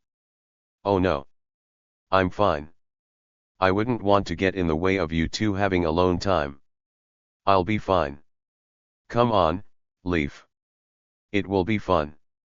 I haven't gone shopping with you since Cerulean City. In fact, how about just the two of us? Serena urged. Look, Leaf, Ash sighed. We know you're hurting right now with what Gary. Don't. Leaf suddenly shouted forcefully as she held her hand up to stop him and glared. Everyone stared in shock at her sudden outburst. Upon learning she was making a scene, Leaf looked away to the side and blushed in embarrassment. She then fell silent once. Again. Ash and Serena looked at each other. They were worried for her but didn't have a clue how to approach the situation. Leaf couldn't stay like this forever. Okay. We won't force you, Ash replied softly. Just know that the offer is always open to you. You're part of the Pallet Town crew, too, you know. Leaf merely nodded her head in response. What exactly was going on in her head right now to not want to spend time with Ash and Serena? One would think it would be completely the opposite now that Gary was gone. In fact, she should be wanting to spend every winking moment with her friends. What was going on with her? The group was just about to head over to the Pokemon Center when they saw a figure heading their way with a smaller one next to it. As the two got closer, the group could see it was someone they hadn't seen in a while. Tyson and his Meowth were running at breakneck speed down the pathway almost as if something was after them, but there clearly wasn't. Upon seeing the group, Tyson and his Meowth screeched to a halt. Hey there, guys. Long time no see, he said while running in place. Meow meow, the Meowth greeted, mimicking its trainer's movements. Hey, Tyson. What have you been up to? Ash greeted. I just won my second match and now Meowth and me are starving. They have a special sale going on at the all-you-can-eat buffet for winning trainers. I can't miss it. We were on our way to the Pokemon Center, and then head there. Tyson answered. As usual, Ash and Pikachu perked up at the mention of food. All-you-can-eat buffet discount. I can't miss that. I know, right? You guys are welcome to join me, he offered. Sounds good to me, Ash replied before turning to everyone else. Well, what are we waiting for? Let's get some food. He then picked up Pikachu, and together with Tyson and Meowth, dashed down the road as fast as he could. A discounted all-you-can-eat buffet would always be his weakness. He could get as much as he wanted at a good price. You couldn't beat that. Everyone's sweat dropped as they watched Ash run away. Ash and his love of food. The next few days at the Pokemon League had been really enjoyable for Ash and the others. The raven-haired trainer had his third battle the next day and won it by using Tauros, Hitmonchan, and Haunter on the rock field. Haunter's ability to bypass all of the obstacles on that field had been especially helpful. The ice field was where his fourth battle took place, and he had used Wartortle, Hitmonchan, and Pikachu on the ice field. With 4 wins under his belt, Ash was feeling pretty good. Of course, Ash wasn't the only one who was doing well so far. Richie had managed to win 4 matches, too. They even heard about Tyson and Paul having made it past 4 matches. The competition was really starting to narrow down. They were all in the top 8 right now. Everyone was really impressed with how well Richie and Ash were doing, considering it was their first league. Now that they made it through all 4 fields, they would be battling on the real battle stadium where Molter's flame burned. It was time to get really serious. Ash was lounging in the Pokemon Center wearing a happy smile at the moment. The only other people with him right now were Serena, Richie, Pikachu, and Leaf, with the latter being somewhat of a surprise to the rest. Leaf's attitude was steadily getting back to normal, but even then, Ash and Serena could still tell she was hurting on the inside. They invited her to hang out with them on several occasions, but she declined every time. They also tried to talk to her on several occasions, but she would reassure them she was fine. Even though the two knew she was lying. "So Ash, how do you feel about your fifth battle?" Leaf asked him. "Well," Ash began as he thought, "I'll be finding out who his fifth opponent is pretty soon. It doesn't matter who it is, though. I'm determined to win no matter what. I've made it to the top 8, so I'm going all the way. That's the spirit," Leaf replied with a smile. Serena, meanwhile, let out a sigh. Sure, Leaf wasn't acting depressed anymore. It was actually quite the opposite. She was acting as if nothing's wrong, and truthfully, it bothered Serena a lot. Leaf was pretty fragile right now despite how much she tried to hide it. Serena and Ash had known Leaf for years, and they always would help each other out, so why was she rejecting their comfort now of all times? Ash then saw a water bottle and energy bar waved in front of his face. He looked up and saw Richie staring down at him. "Hey, Ash. I figured we could both use a snack with all the hard battling we've done so far," Richie said as he sat down next to Ash. "You bet." "Thanks, Richie," Ash replied as he took the snack from Richie. The two then clinked their bottles together and each took a sip. "Wow. Who knew I would make it to the top 8 my first league," Richie commented. "I know. This competition started with around 100 people, and here we are in the top 8. It's pretty amazing." Ash agreed after taking a large bite of the energy bar. "It would be pretty awesome if we faced each other in the finals," Richie said. "Yep. When we do, just be prepared for me to be the winner," Ash said with a grin. "Ha ha ha ha. Sure Ash. Whatever you say," Richie replied with a laugh at his own. "It shouldn't be a surprise you two made it this far. You're both great trainers," Serena told them. "We aren't as good as you yet," Ash said to her with a smile. "You won the Battle Chateau while we still have yet to win the league." "You conquered the Battle Chateau?" Richie asked in a surprised tone. HMM. "Yeah. I did," Serena replied embarrassedly. "That's amazing. If you weren't already with Ash, I would probably be asking you for some battle advice," Richie joked. "You're too kind," Serena smiled before adding, "Truthfully, though, I learned a lot of my strategies from Ash. We've trained together a lot since starting our journey together." "It must be nice to have a training partner," Leaf said, causing the other three to glance at her. It was at that time which Ash and Richie finished their snack. Now that they were energized, it would be a good time to look at who their opponent was. They each nodded to each other before going over to Nurse Joy with Leaf, Serena, and Pikachu going with them. "You can go on ahead and go first," Richie told Ash. Ash nodded his thanks before approaching Nurse Joy. "Hi, Nurse Joy. I was wondering if you could tell me who my next opponent was in the Pokemon League." "Of course. By the way, I'd like to congratulate you both on doing so well," Nurse Joy praised as she logged onto her computer. "Thanks a lot, Nurse Joy," they both replied. About a few seconds later, Nurse Joy nodded their head to them. Ash's profile then appeared on the large screen above Nurse Joy's desk. "Okay, Ash. Your next challenger will be coming up in just a few seconds," she told him. Ash nodded and looked up at the screen eagerly. He knew whoever it was, it would definitely be someone who was pretty good. He would have to give it his all. Soon, his opponent appeared on the other side of the screen, and everyone's eyes widened in surprise. "Oh. Wow," Ash muttered as he looked at Richie. "Yeah. Guess so," Richie mumbled back. Both Ash and Richie knew they said they were ready for whoever their next opponent was. It shouldn't have come as too big of surprise considering how much the numbers were starting to dwindle. It had to have happened sooner or later, even though they would have preferred it to be later.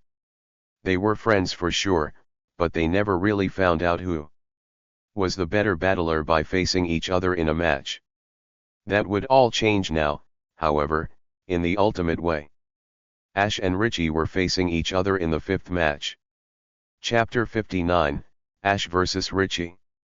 A battle between friends. Ash gave a huge yawn from the bed he was sleeping in. It was already the next morning. The truth was he didn't get a whole lot of sleep last night. He was up thinking about his coming match with Richie later. He didn't know why this made him so restless, as it was pretty inevitable they would have to face each other sooner or later. Ash just wished it was later, like the finals. That, however, was only wishful thinking. Pikachu gave a yawn and stretch also while Ash swung his legs over the side of the bed and looked across the room to see Richie was awake, too.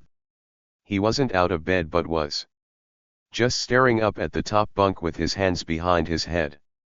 Upon realizing he was being watched, Richie turned towards Ash and gave a light smile. "Morning, Ash. I take it you couldn't sleep, either?" he guessed. "Yeah. How did you know?" Ash asked. "I heard you sighing a few times, and there was no sound of light breathing coming from your end," Richie stated.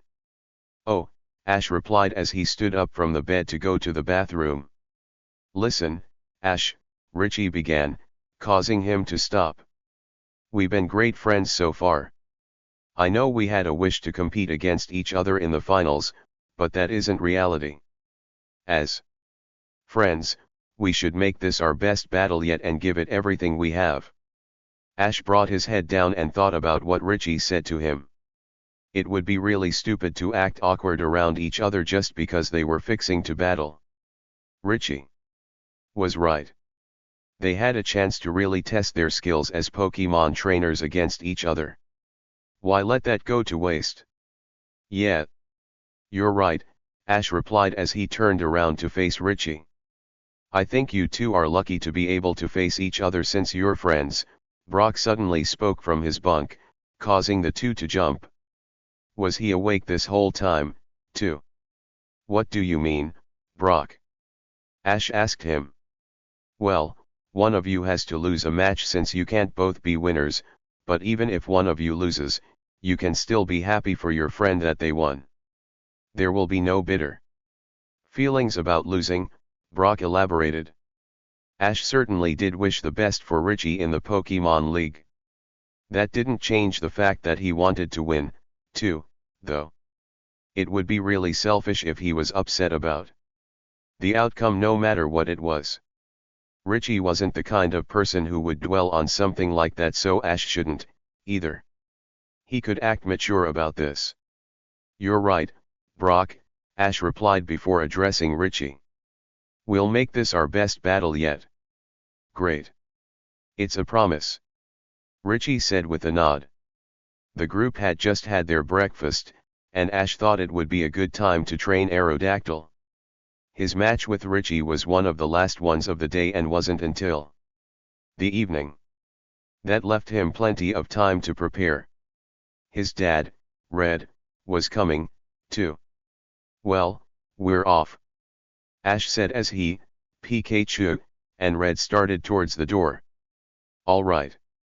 We'll be here when you get back." "Good luck," Brock told him. "Hey, Ash. Can I come with you? I want to see how Aerodactyl's coming," Serena called after him.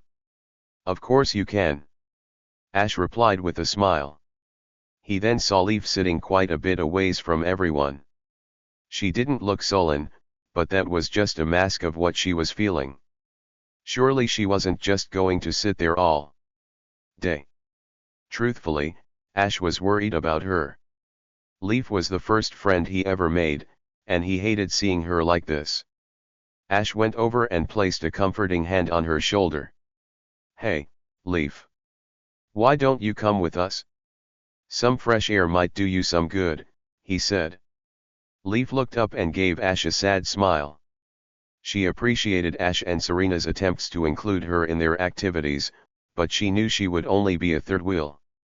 Ash and Serena were a couple now, and she didn't want to get in the way. At least, she thought that's what it is she felt. "No thanks, Ash. I will just be a third wheel. You guys go on without me," she replied.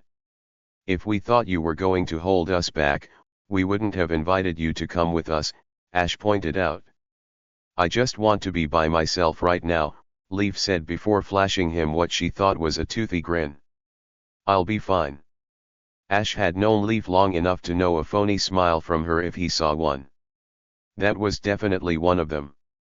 Still, he and Serena knew not to call her out on it, as it may only upset her even more.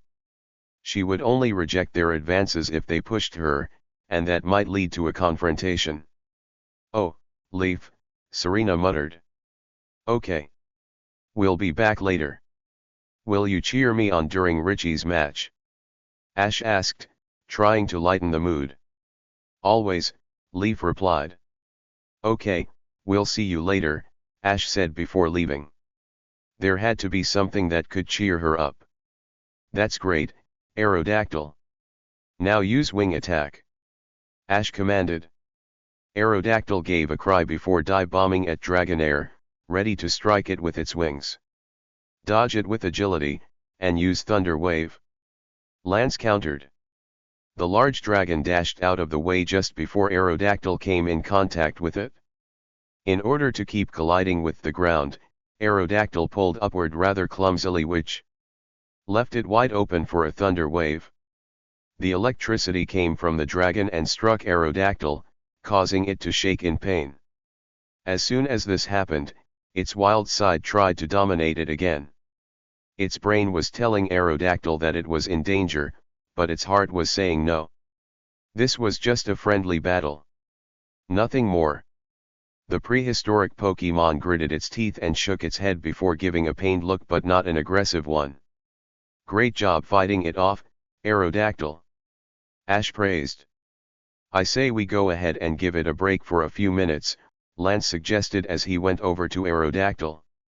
He then pulled out some medicine before spraying it on the prehistoric Pokémon to relieve it of its paralysis. "I think your Aerodactyl is improving, Ash," Red commented as he and Serena watched. "Thanks to you and Lance," Ash replied as he patted Aerodactyl on the snout. It was true, too. When they first started, Aerodactyl couldn't even last one attack without immediately needing to be returned to its Pokeball. Now, a few days later, it actually withstood being paralyzed without going wild. There may definitely be hope for it, after all. Along with Red and Serena, Dratini had been watching the proceedings, too. When Lance had found out Ash owned a Dratini, he had requested to meet the dragon type. Although extremely scared and wary at first, Dratini quickly warmed up to Lance. Lance's Dragonair sidled up next to its pre-evolution and nodded to it. Dratini got an alarmed look and nervously looked away. It really admired the Dragonair and hoped it could be as strong as it someday, if it could get over its crippling shyness. "Dragonair won't hurt you, Dratini," Lance told it as he bent down and rubbed its head. "It may just want to play with you." Dratini cast a wary glance over to the Dragonair, who was giving no form of hostility, just warmness. It then steadily crawled over to Dragonair and gave a shy nod to it. Then to its great surprise, Dragonair suddenly bent over and lifted Dratini on its head.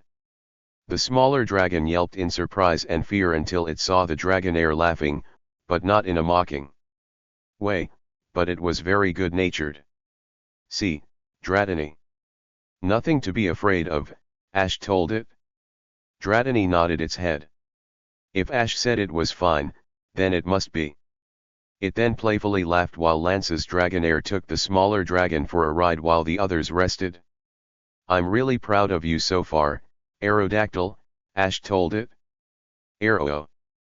it cried happily. "It might be ready for me to give a real battle to it soon," Lance smiled. "Really? A real battle with Aerodactyl rather than just practice?" Ash asked with surprise. Yes.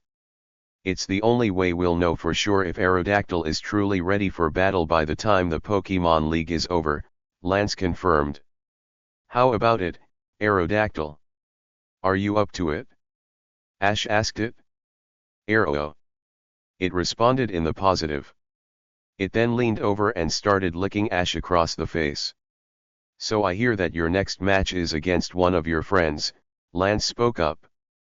How do you feel about that? I'm not really sure, Ash replied as Aerodactyl got off of him. I'm happy Richie and I made it this far, and we promised to give it our all, but that also means only one of us can progress farther. It almost reminds me of my match with Blue a long time ago, Red remembered. It's not quite the same thing, Ash said. You faced Blue in the final round. I'm facing Richie in the top 8. We were still friends, though. There was also a lot more at stake, Red pointed out. Like you and Richie, we promised to make it our best battle yet. We fought with everything we had, and in the end, only one of us came out on top. You. Ash figured. Yeah. Blue took it pretty hard at first. He had worked so hard to enter, only to lose at the last moment, Red continued. That doesn't make me feel any better, Ash muttered. He now wondered how much his and Richie's friendship would be put to the test now. Well, there's more to the story. Blue didn't really talk to me for a while after that, but that is what drove him to start training his hardest no matter what. Of course, in order to train his hardest, he needed an opponent that he considered worthy, and in his eyes, only I was. It was through all this training together that we ended up being the best of friends. In the end, our friendship was only strengthened by the battle, Red continued. So what are you saying? Ash wondered. If you're worried about this match affecting your friendship with Richie, don't be. If anything, the two of you will only become closer because of it, Red finished. Right. Thanks, Dad, Ash said. It's also that like that time I faced Leaf in the battle chateau, Serena pointed out. We faced each other, and our friendship wasn't affected at all by it, in the end anyway. Maybe his dad and Serena were right. This wasn't the first time something like this had happened. There was no reason to be worried about this match. He and Richie were going to give it their all and have a lot of fun. That was all the determination he needed to show up and fight his hardest against Richie no matter what. Leaf was sitting by herself on a bench right now. It was on one of the highest points of the Indigo Plateau and overlooked almost the entire Pokemon League area. Ever since Gary had left, Leaf had felt really isolated from everyone.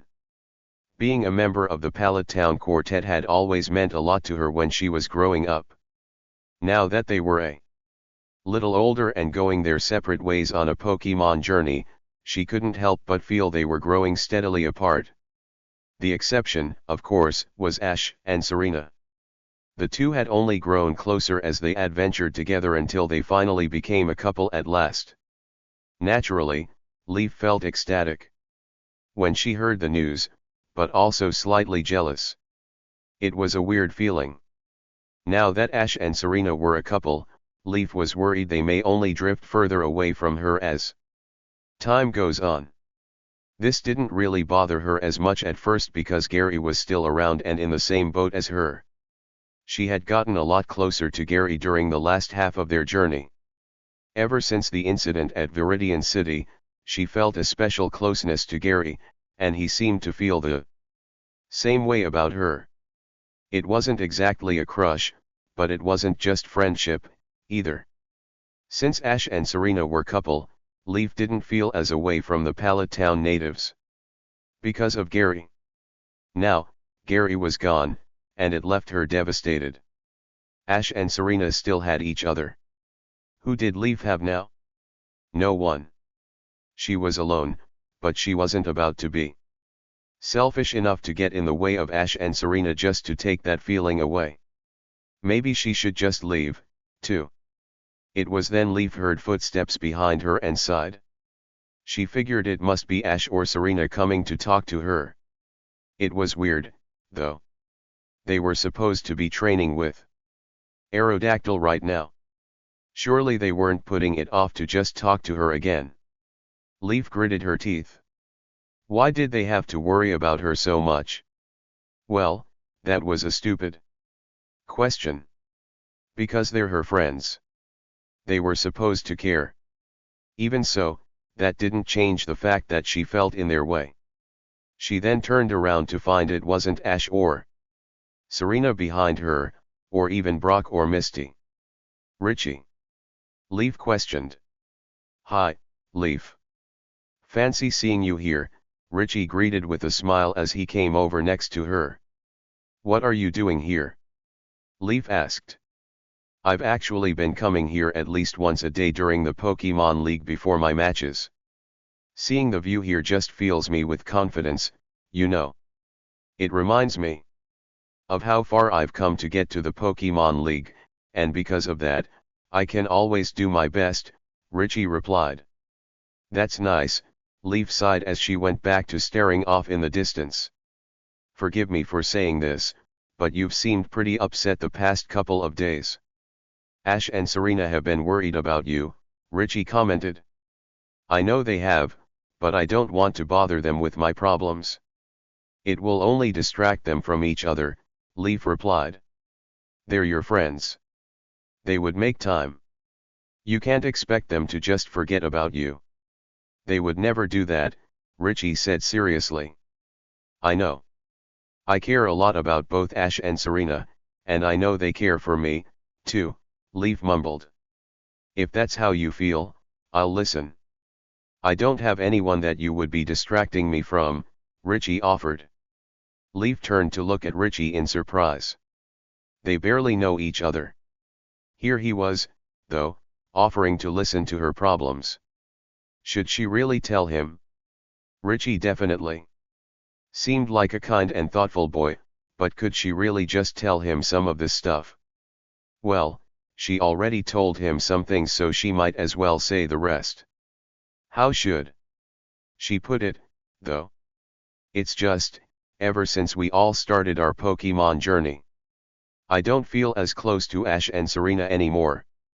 They travel together, and I travel by myself, Leaf started. Go on, Richie encouraged politely.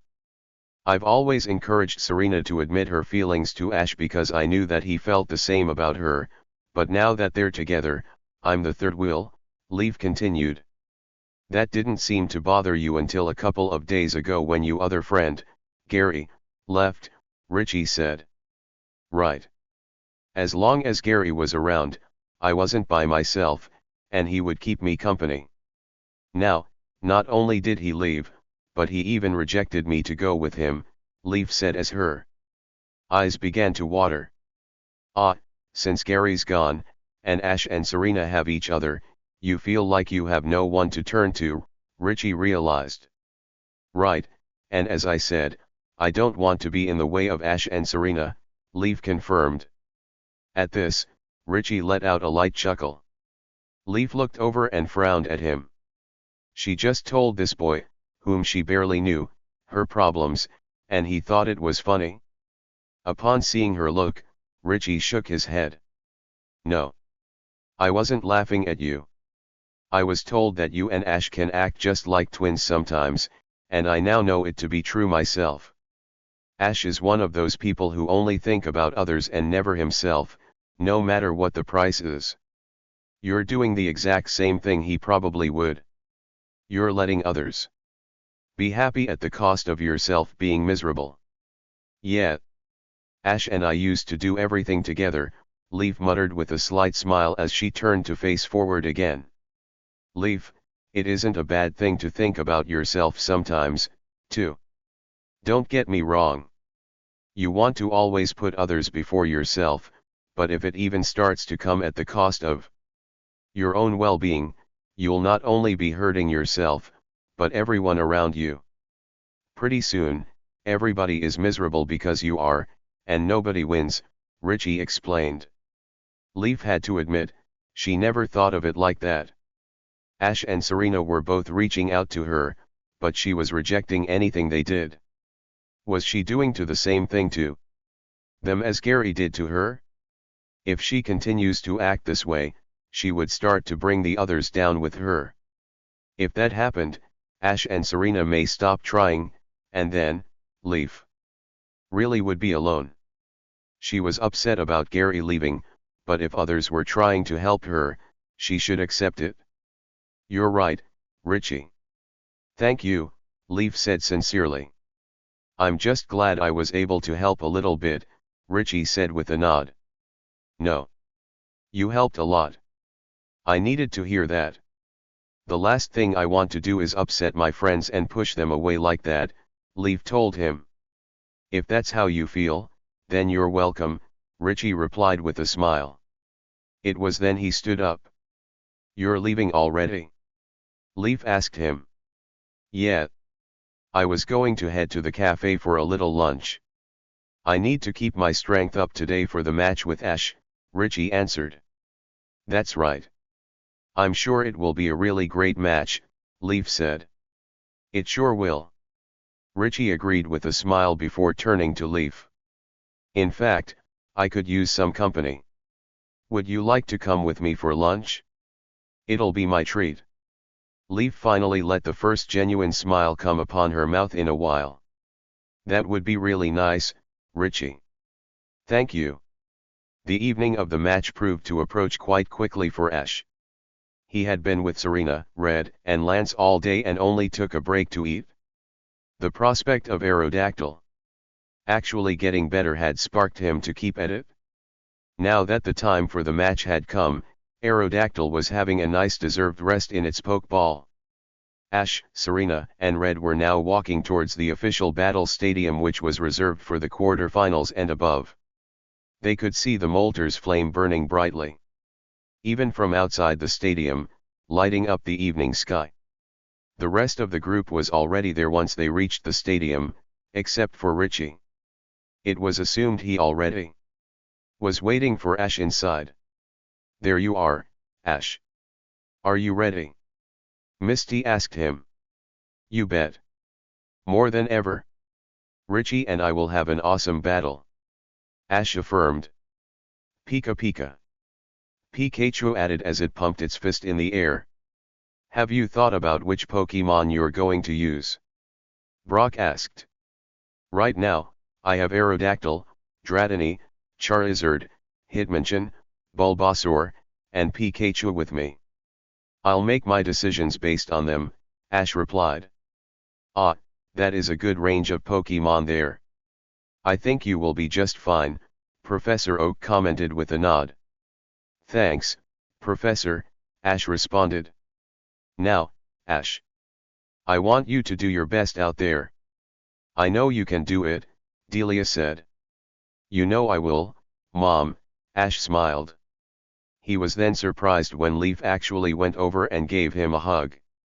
Good luck, Ash, she said. Wow. Thanks, Leaf, Ash responded. He didn't know what caused the sudden rise of mood in Leaf. He wouldn't complain, though. As long as she goes back to her old self, that's all that matters. As if for confirmation, Leaf broke the hug and looked Ash in the eyes. I'm fine, now, Ash. Really, she said, causing Ash and Serena to smile. We don't want to keep you, Ash. Just know that we believe you can do this. We look forward to a great match. Red told him. Thanks, guys.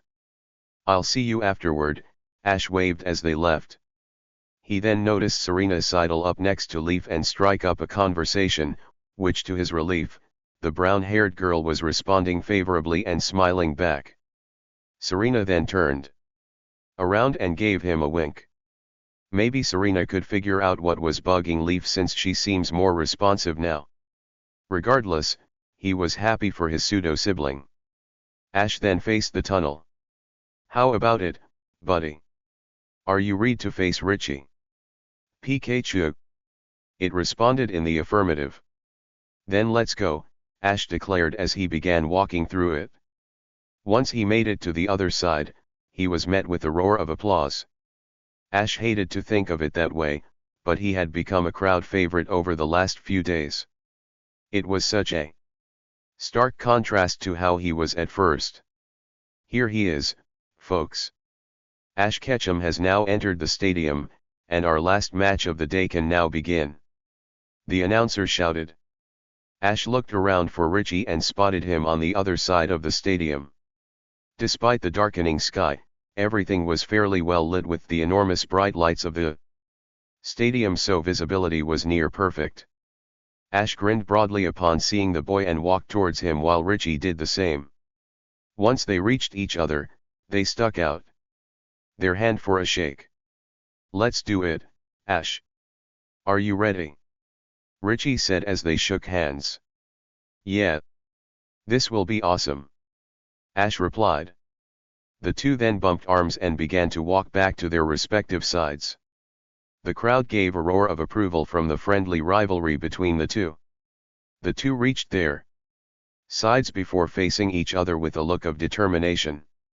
Now that the battle was ready to begin, it was time to get their game faces on. Which of them would come out on top? "Are the two trainers ready?" the judge asked. "We are," both trainers responded. "Very well.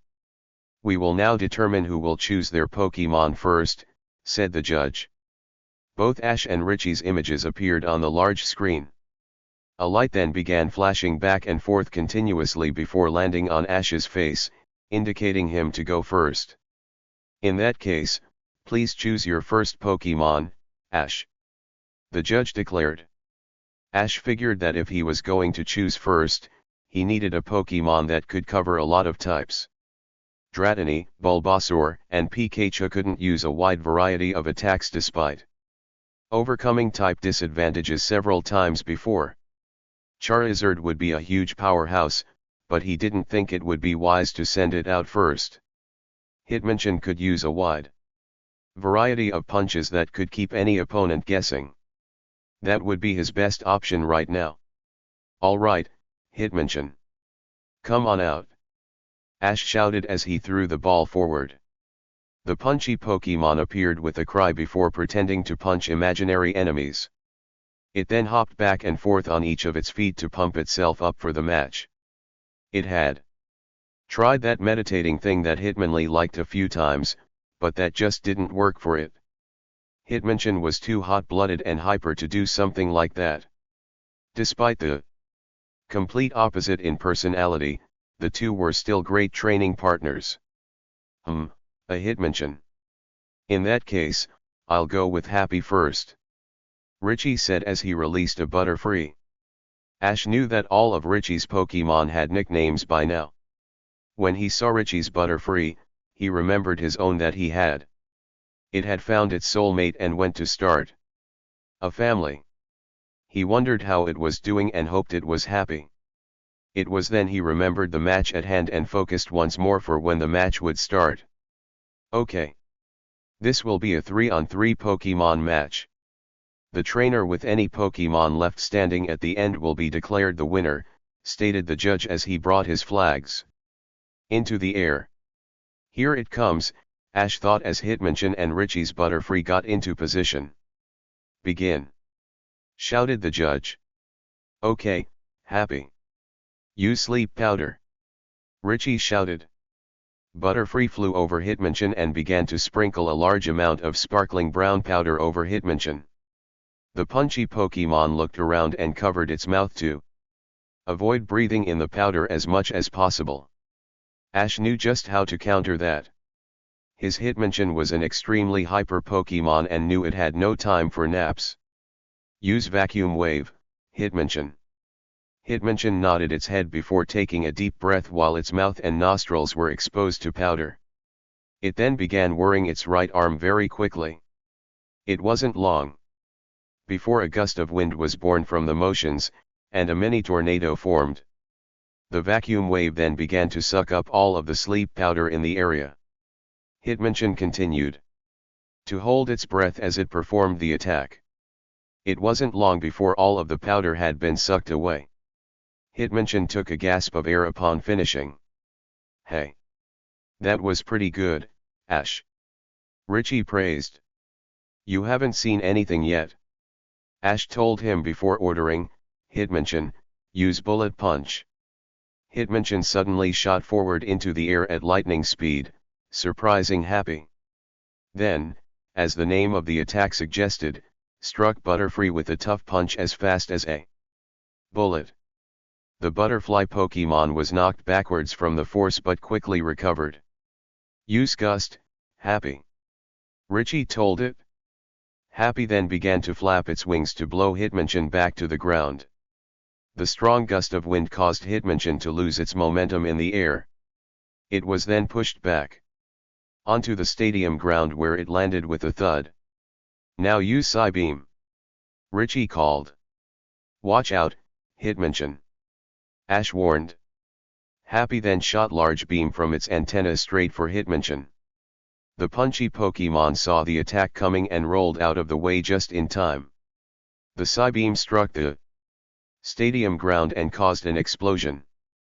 This sent a few small pebbles which struck Hitmonchan, but they affected it very little.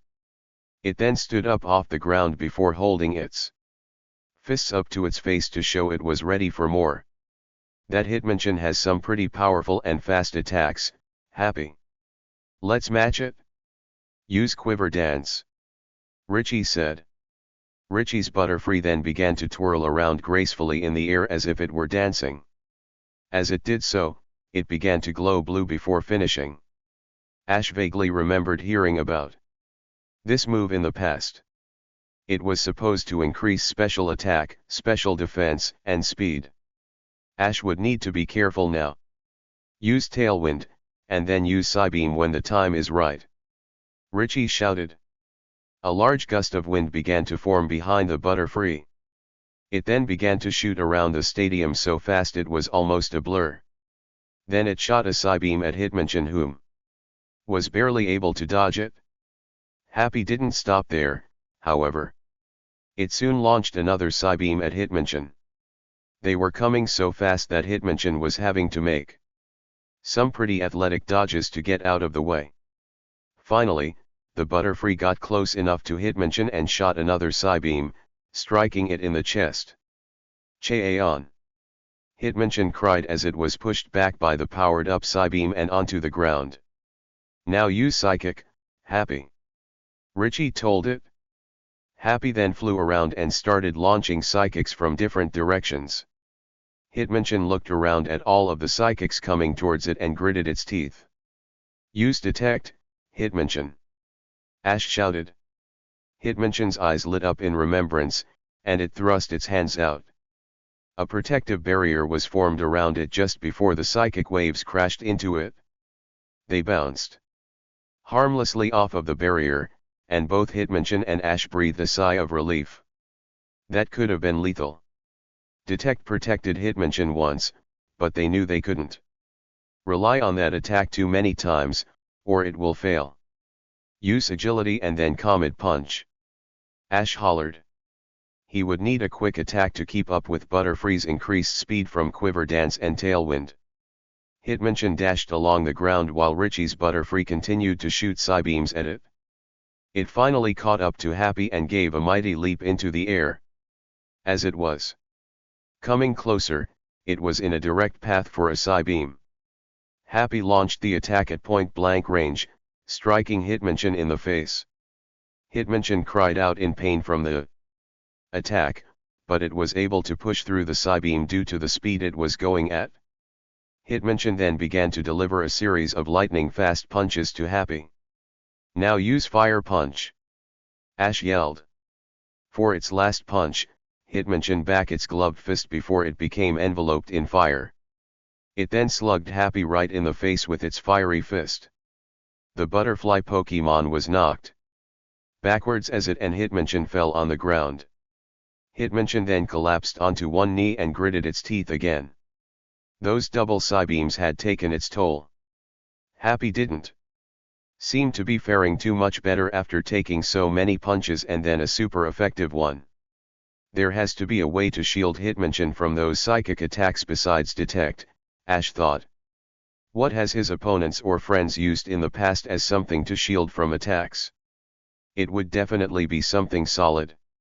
He remembered in Serena's match not too long ago when Nidorina's ice beam was able to form chunks of ice for both defense and offense. Hitmonchan didn't have ice beam, though. Wait.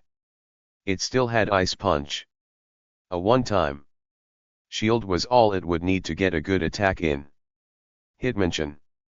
Charge up both your fists with an ice punch and slam them together. Ash yelled. Hitmonchan looked a little confused by the command but did so regardless. It charged up its fists as they seemed to become covered in frost. Once Hitmonchan felt it had sufficient power, it slammed its fists together, creating a burst of cold air around it.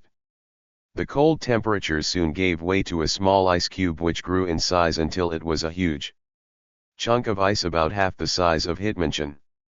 A strange yet effective strategy by Ash Ketchum. He just has one surprise after another, declared the announcer.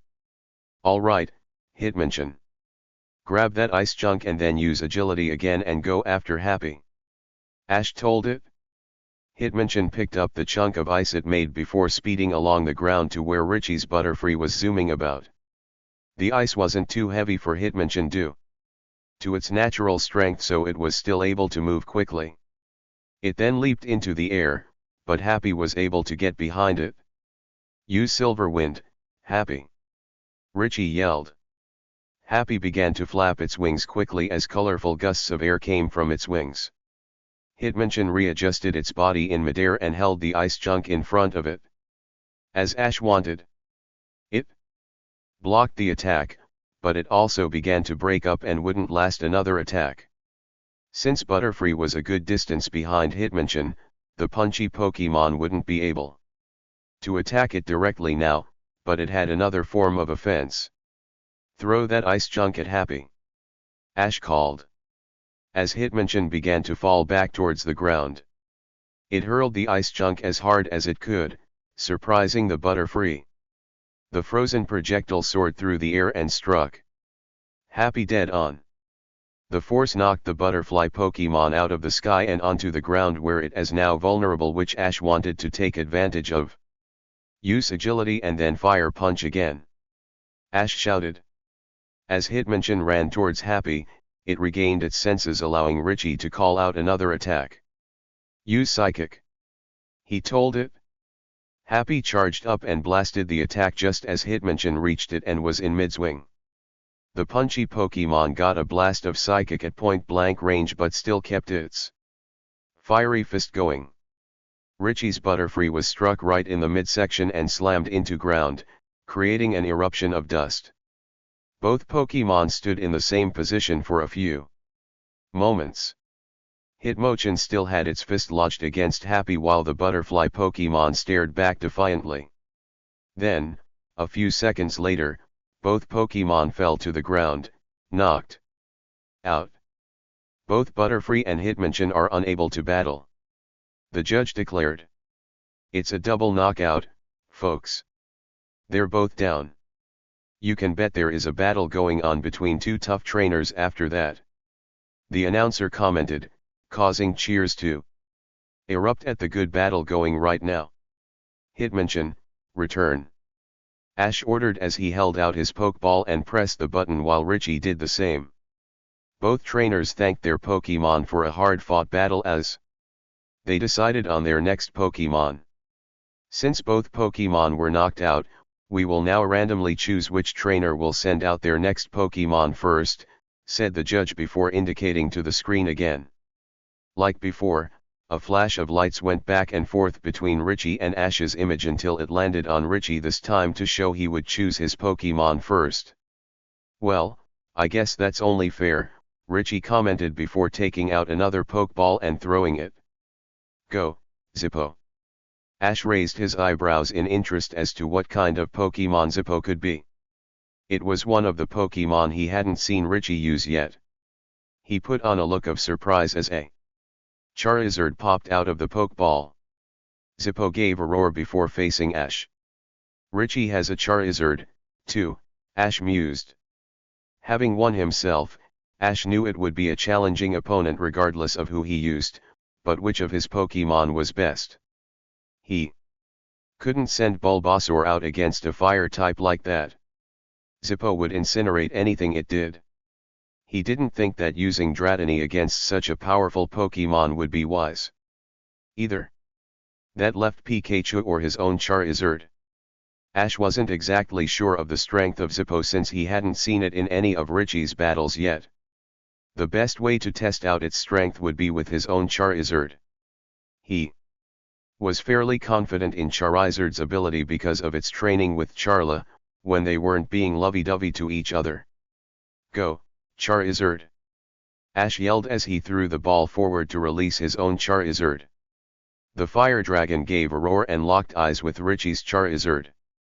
Zippo gave a snort and bent its head low while Charizard did the same. They had found a new rival. Ah! A match of Charizard versus Charizard. This should prove quite entertaining, Professor Oak commented. Ash should be able to win. His Charizard has so much experience fighting my Charla. He'll be just fine, Serena assured. Well, don't count out Richie's Charizard just yet. We don't know of its experience, Professor Oak warned. Serena nodded her head as she turned back to the match. She had sent her Charla back to Professor Oak's once she made it to the Pokemon League. She had carried it with her ever since she started her Pokemon journey and figured it could use a little break and spend some quality time with Ash's Charizard since it was still at the lab at the time. She wondered if it was watching Ash's battle on Professor Oak's TV now that Charizard was battling. It would be rather humorous to see the fire dragon's eyes glued to the TV just to see its boyfriend battle. "Let's do it, Charizard. I'm counting on you," Ash told it. "We can do it, Zippo," Richie said to his. Both Charizards snorted again and got into a battle stance.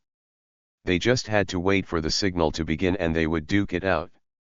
"Okay. Charizard versus Charizard. Begin," the judge declared as he waved his flags down. "Okay. Charizard, use Air Slash," Ash hollered. "Counter it with your own Air Slash, Zippo," Richie countered. Both Charizard flapped their powerful wings which created a blade of air. They even seemed to slash the sky itself. The blades came in contact with each other and created an explosion. It seemed both trainers and each Charizard had the same thing in mind, for as soon as the explosion was created as the two Charizard were flying straight towards the other. "Use Flamethrower," both trainers commanded. Like the Air Slash before it, both Charizard roared before letting out a large Flamethrower attack. The attacks met midway and exploded in midair once again. Once the dust cleared, the two Charizard were now locked hand in hand. The battle had just started, and it was already turning out to be a fierce fight. It appeared they were equal in strength. So their trainers would have to switch tactics. "Use Fire Fang to get it to loosen its grip, Zippo," Richie told it. Zippo then reached over and bit into Charizard's shoulder, causing it to roar in pain. Its grip on Zippo slackened just enough for Zippo to gain an advantage. It lifted Ash's Charizard over its head and slammed it onto the ground. "Now use Flamethrower," Richie told it. "Flame Burst," Ash said hurriedly. A quick explosion of fire came from Charizard's mouth before Zippo could complete its attack. Zippo shook its head and backed off, which gave Charizard the time it needed to get back up. "Quick, Charizard. Use Wing Attack," Ash shouted. Charizard took flight and rammed right into Zippo's stomach before hitting it with its wide wings. Zippo let out a gasp of pain before Richie called his next attack. "Use Dragon Claw," he yelled. Zippo reared its claws back and slashed at Charizard before it got away. Charizard was sent toppling onto the ground before rolling a few yards. It then got off the ground and shook its head before nodding at Zippo, which it returned. Charizard's girlfriend was a great training partner, but Zippo was pretty worthy, also. Use Fire Spin, Zippo. Richie shouted. Smoke Screen, Charizard. Ash yelled next. Charizard let out a black smoke from its mouth just as Zippo blew out a swirling stream of fire. Zippo's vision was obstructed slightly, but it was pretty sure it still hit its opponent. It then used its wings to blow away all of the smoke to find its fire spin swirling harmlessly with no Charizard in the middle. Where did it go? Behind you, Zippo. Richie called. Zippo turned around just in time to see Charizard grab it and lift it into the air.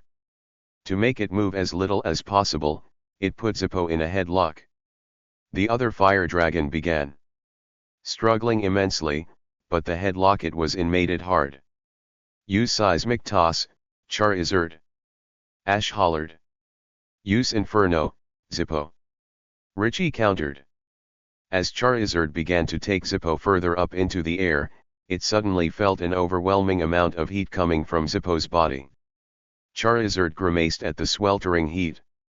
Despite it being a fire type, it almost felt as bad as that time it fell in the lava when it was battling Magmar in the volcano. It tried to push through the pain as it began to make several circles through the air in preparation. It then began to fly straight downward, but by then, the heat was just too much for it. It slackened its grip on Zippo, which gave it plenty of breathing room for when Charizard would throw it.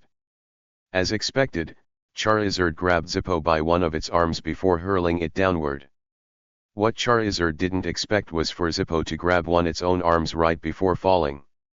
Charizard got a look of surprise on its face as it was jerked downwards, too. The two fire dragons sailed through the air as one tried to get an advantage of the other. They were constantly turning their bodies over so their opponent would hit the ground first. It didn't prove effective as both Charizard slammed into the ground side by side, which kicked up cloud of dust. The two Charizards soon erupted from the dust to take the battle skyward. Use Fire Punch, Charizard. Ash called. Use Dragon Claw, Zippo. Richie hollered. Charizard wound back its fiery fist and punched Zippo square across the face. It then spun around to slap Zippo with its tail, but the opposing fire dragon caught it. It then raked its claws across Charizard's back, causing it to roar in pain. It then shook itself free and flew a safe distance away, where it stared at its opponent. Get down closer to the ground, Zippo. Richie told it. After it, Charizard and use Flare Blitz. Ash yelled. The two Charizard were clearly almost equal in strength. That much was certain. Ash would have to call out one of its strongest attacks if he hoped to win. It seemed Richie was thinking along the same lines. Zippo, turn around and use Dragon Rage. Zippo then spun around quickly and began shooting the blue flames from its mouth rapidly. It was at the moment Charizard picked up speed and became cloaked in fire. It was then charging at Zippo with every bit of its strength and even let out a roar for emphasis. Zippo continued to shoot out the Dragon Rage, though. It wasn't long before Charizard reached the attack and slammed into it with the force of a hurricane. Its speed dropped slightly from the force. Despite this, it was powering through the Dragon Rage to get to its opponent. Upon seeing this, Zippo began to put more force behind the attack. This slowed down Charizard even more as it began to fight harder to reach its opponent before it sustained too much damage. Zippo let out a roar of frustration and began to back up due to its opponent getting closer. Ash's Charizard, in return, gave another roar and forced itself onward. If anything, the fire around it was only growing larger. Charizard finally caught up to Zippo, and the two Pokémon let out one final roar before it collided into Zippo, causing a massive explosion from the force of Dragon Rage and Flare Blitz. Both trainers shielded their eyes from the smoke. They were really hoping at least one of their Pokémon had made it through the attacks. Come on, Charizard, Ash thought as the smoke began to clear. The smoke soon cleared and both Charizard were still standing. They were staring at each other with what looked like pure determination.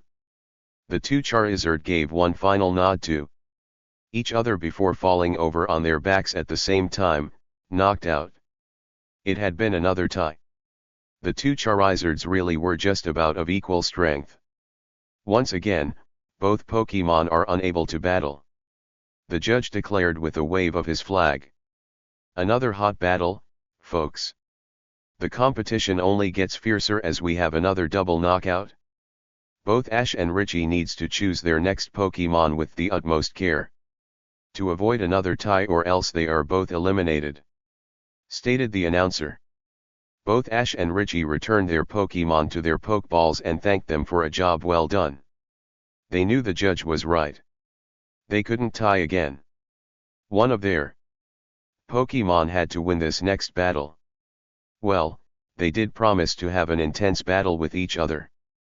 What better way to do so than be tied until the final Pokémon selection?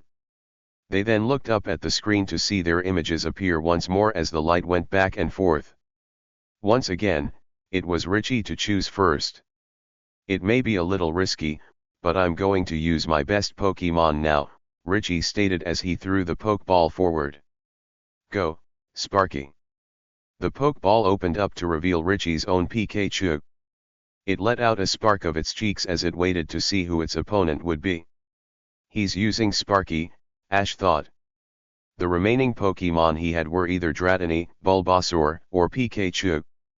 Grass types would be able to mow down electric types due to electric attacks not being very effective against them. If Sparky's electric attacks were compromised, that would put Ash at a huge advantage. He was just about to call out Bulbasaur, when he felt a tug on his leg. He looked down and discovered it had been Pikachu who did it. Pikachu, it said. You're saying that you want to battle Sparky? Ash asked. Pikachu, it confirmed. Ash thought hard about Pikachu's request. He would have another even matchup if he went with Pikachu when Bulbasaur would definitely give him an advantage. Could he really risk using Pikachu for this? As if reading Ash's thoughts, Pikachu put a look of determination on its face. Pikachu, it said again. You say that you're going to win me this match no matter what? Ash questioned. Pika, it replied. Ash had been through conversations like this with Pikachu before. It only really requested to be put in battles like this when it was sure it could win. It had even been against opponents who would normally be really strong against it. When it was in a mood like this, Ash knew it would be difficult to refuse such a request. He believed in the strength of his Pokémon. Alright, Pikachu. You're up. Let's go Pikachu versus Pikachu, he told it. Pikachu nodded its head before running on the battlefield and sparked its cheeks at Sparky to show it was ready to battle it despite them being friends. Sparky sparked its cheeks back. It would fight with everything it had for its trainer, too. Ash is using Pikachu against Richie's Sparky? Misty questioned. Yes.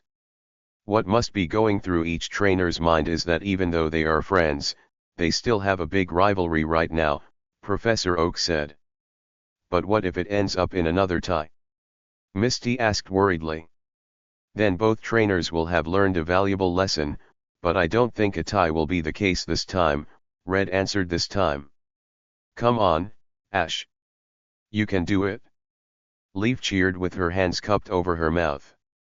Serena believed that Ash should be able to win this after all that he and Pikachu had been through together. They shared a special bond that not too many trainers had with their Pokémon. Richie was definitely a strong trainer, but Ash was stronger. She was sure of it. Pikachu versus Pikachu. Begin. The judge declared with a wave of his flags. Go Pikachu. Use quick attack. Ash yelled. He might as well get a fast start. Use agility, Sparky. Richie told his own yellow rodent. The two Pikachu began to sprint towards the other, both with determination in their eyes to see who was stronger. It looked like it would be a head-on collision until Richie made his next move. "Spring over Pikachu with your tail," he yelled. Just before it rammed into Pikachu, Sparky used its tail as a spring and bounced clear over its opponent.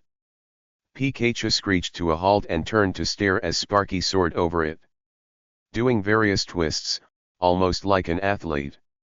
This actually surprised Ash. He and Pikachu had used its tail as a ground for electricity but never as a spring. They might be able to learn a couple of things from Richie and Sparky. "Now use discharge," Richie ordered. "Light screen, Pikachu," Ash countered. Pikachu put up a glowing screen of light just as an explosion of electricity burst from Sparky in midair and collided with Pikachu, knocking it off its feet. The electrical shock didn't really hurt, but the force still packed a punch. Pikachu skidded a few feet but immediately jumped back up. "Use agility," both trainers called out. The two Pikachu immediately took off running around the stadium. They were going so fast they were nothing more than blurs. It was getting quite hard to keep up with them, which made planning the next attack more difficult. There had to be some way to stop Sparky, at least. "Use Iron Tail on the ground while you're still running, Pikachu," Ash yelled. Even though there was no acknowledgement, Ash knew that Pikachu heard him. He thought he saw a bright spark coming from one of the blurs which he assumed to be his Pikachu. Then about a second later, there was a loud crash and a small cloud of dust that came from the middle of the stadium before one of the blurs darted away from it. Then there was another crash and a small cloud of dust around the stadium. Then another, and then another. Ash knew Pikachu was creating craters in the ground with its iron tail. It knew where they were and would stay away from those areas. Sparky didn't. A few seconds later, there was a cry of Pika. That came from one of the small clouds of dust. Sparky emerged from the cloud a few seconds later, bouncing along the ground and skidding to a halt on its stomach. That must have been quite a stumble in the hole considering how fast it was going. Pikachu, however, was still going at maximum speed. "Use Iron Tail, Pikachu," he hollered. "Counter with your own Iron Tail," Richie shouted. Pikachu came upon Sparky before leaping into the air as its tail glowed. Sparky's tail, likewise, did the same thing.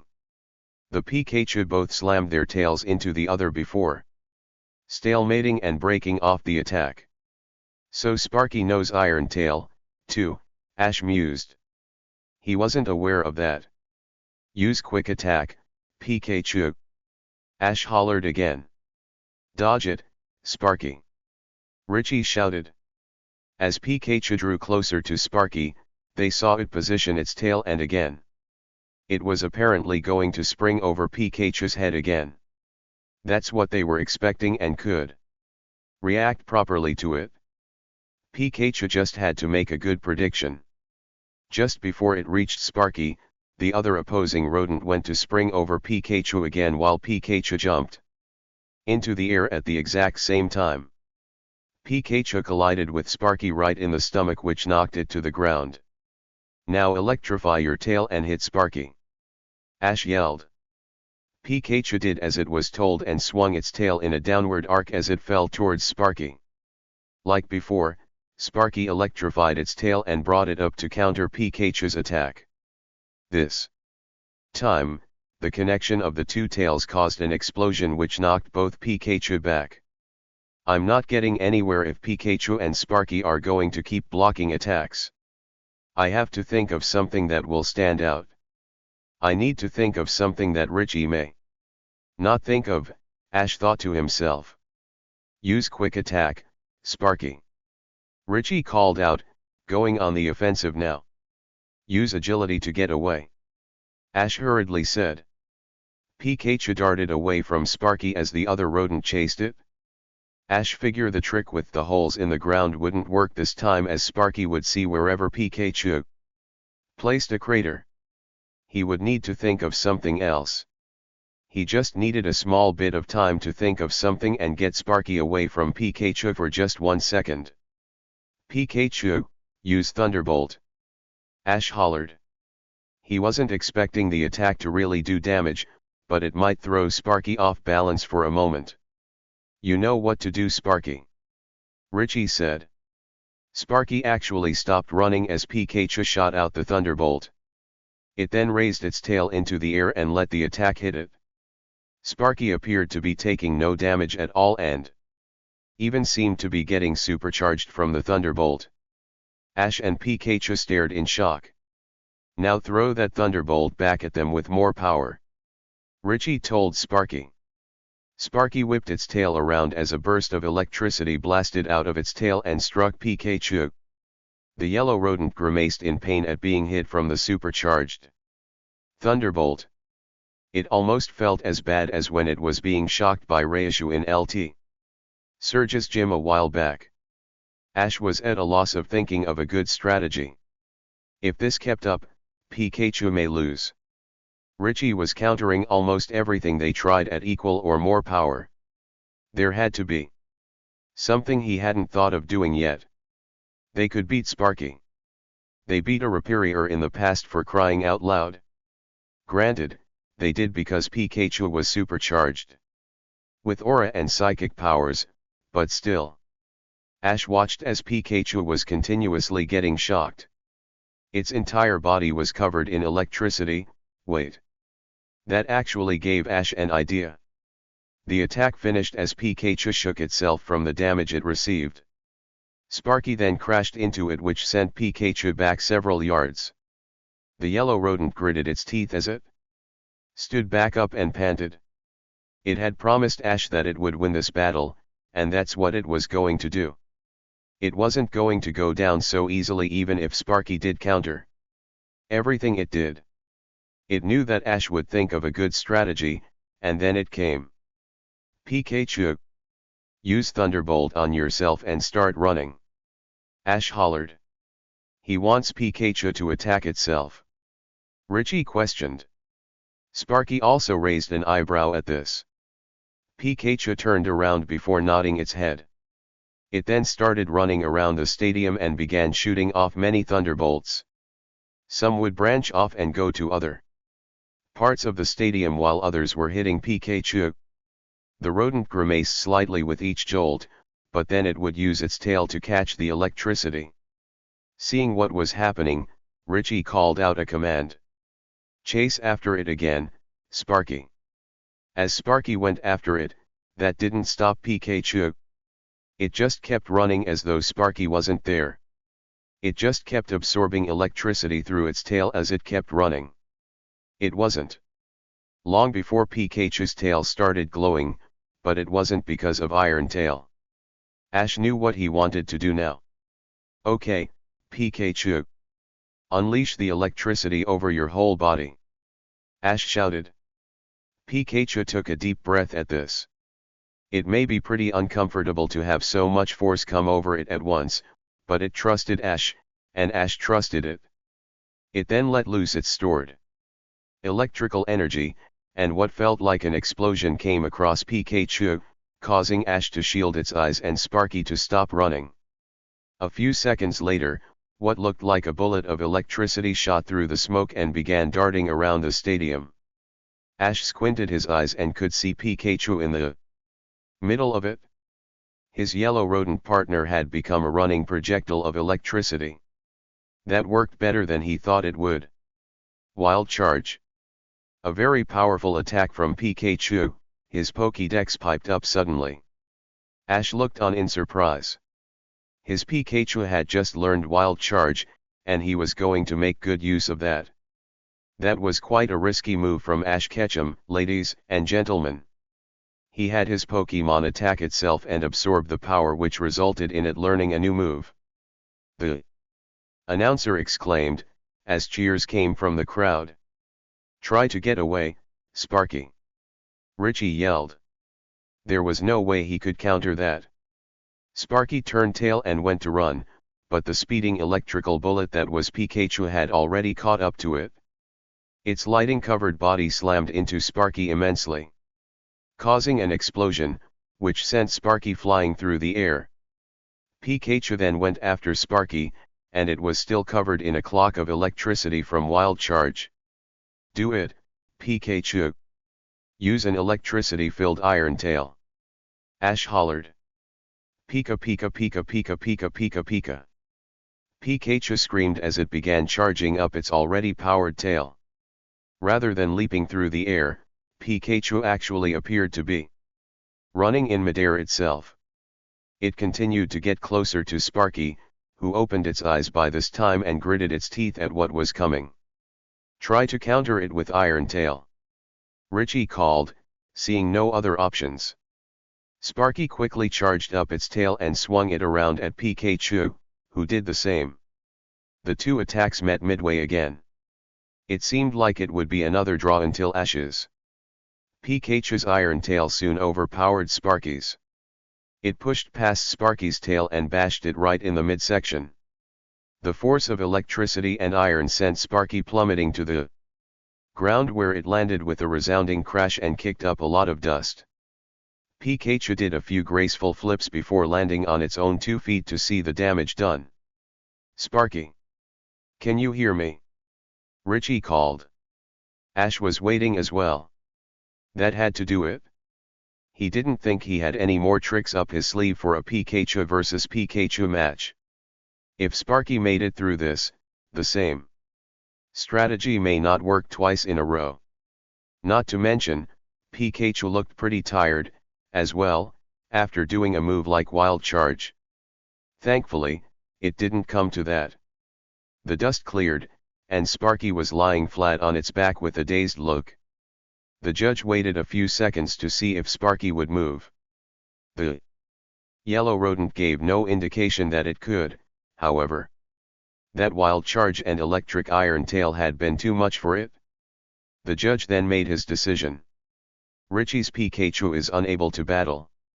That means this victory goes to Ash Ketchum of Pallet Town, who will move on to the semi-finals, he announced.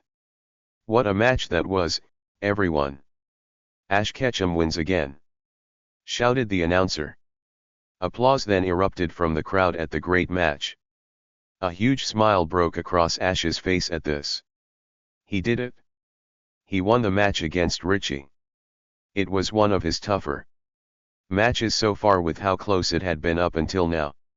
Richie had a lot of the same Pokemon Ash did, and they were all pretty equal in power and countered any strategy Ash came up with. Pikachu learning Wild Charge really made a difference, though. "Pikachu!"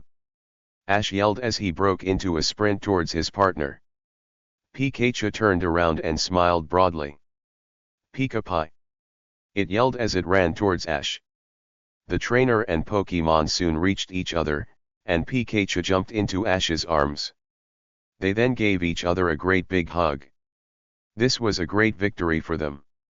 "You were awesome, buddy," Ash said happily. "Pika ha ha ha ha." Pikachu laughed nervously as it rubbed the back of its head before hugging Ash again. Richie, meanwhile, had walked over to Sparky and picked it up gingerly with his arms. Sparky opened its eyes and gave a sad smile while Richie returned it. "Thanks a lot, Sparky. You battled really hard." "I'm proud of you," Richie said. "Pkaa," Sparky weakly said. Richie then looked up at Ash and saw him hugging Pikachu and let out a smile himself. He then walked over to Ash while still holding Sparky in his arms. Upon seeing him, Ash looked up from Pikachu. "Hey there, Richie," Ash said. "Well, Ash, you beat me." "Thanks for a great match," Richie said as he extended his free hand for a handshake. Ash stared at the gesture for a second before smiling himself and taking it. "You bet. Thanks for the great match, too, Richie. I'm a little sad that my time at the Pokemon League is over now, but if I had to lose, I'm glad it was against a great trainer like you," Richie said. Thanks a lot, Richie. Ash replied. It seemed his fears about facing his friend were irrelevant. He just won and Richie was congratulating him and shaking his hand. It turned out there were no bitter feelings, after all. Now that you beat me, you have to go and win the whole Pokemon League now. Richie told him. All right. You know I will. Ash said with a thumbs up. Pikachu gave V-shape at Sparky, to which the other rodent weakly returned. They were still pals, too, after this. They had a new respect for each other after finally battling. A quick trip to the Pokemon Center would solve everything. Then they could go right back to hanging out with the other. Everybody smiled in approval at the good sportsmanship the two trainers were showing. Well, Ash managed to beat Richie, Misty commented. It definitely was a good match. Brock said as he nodded his head.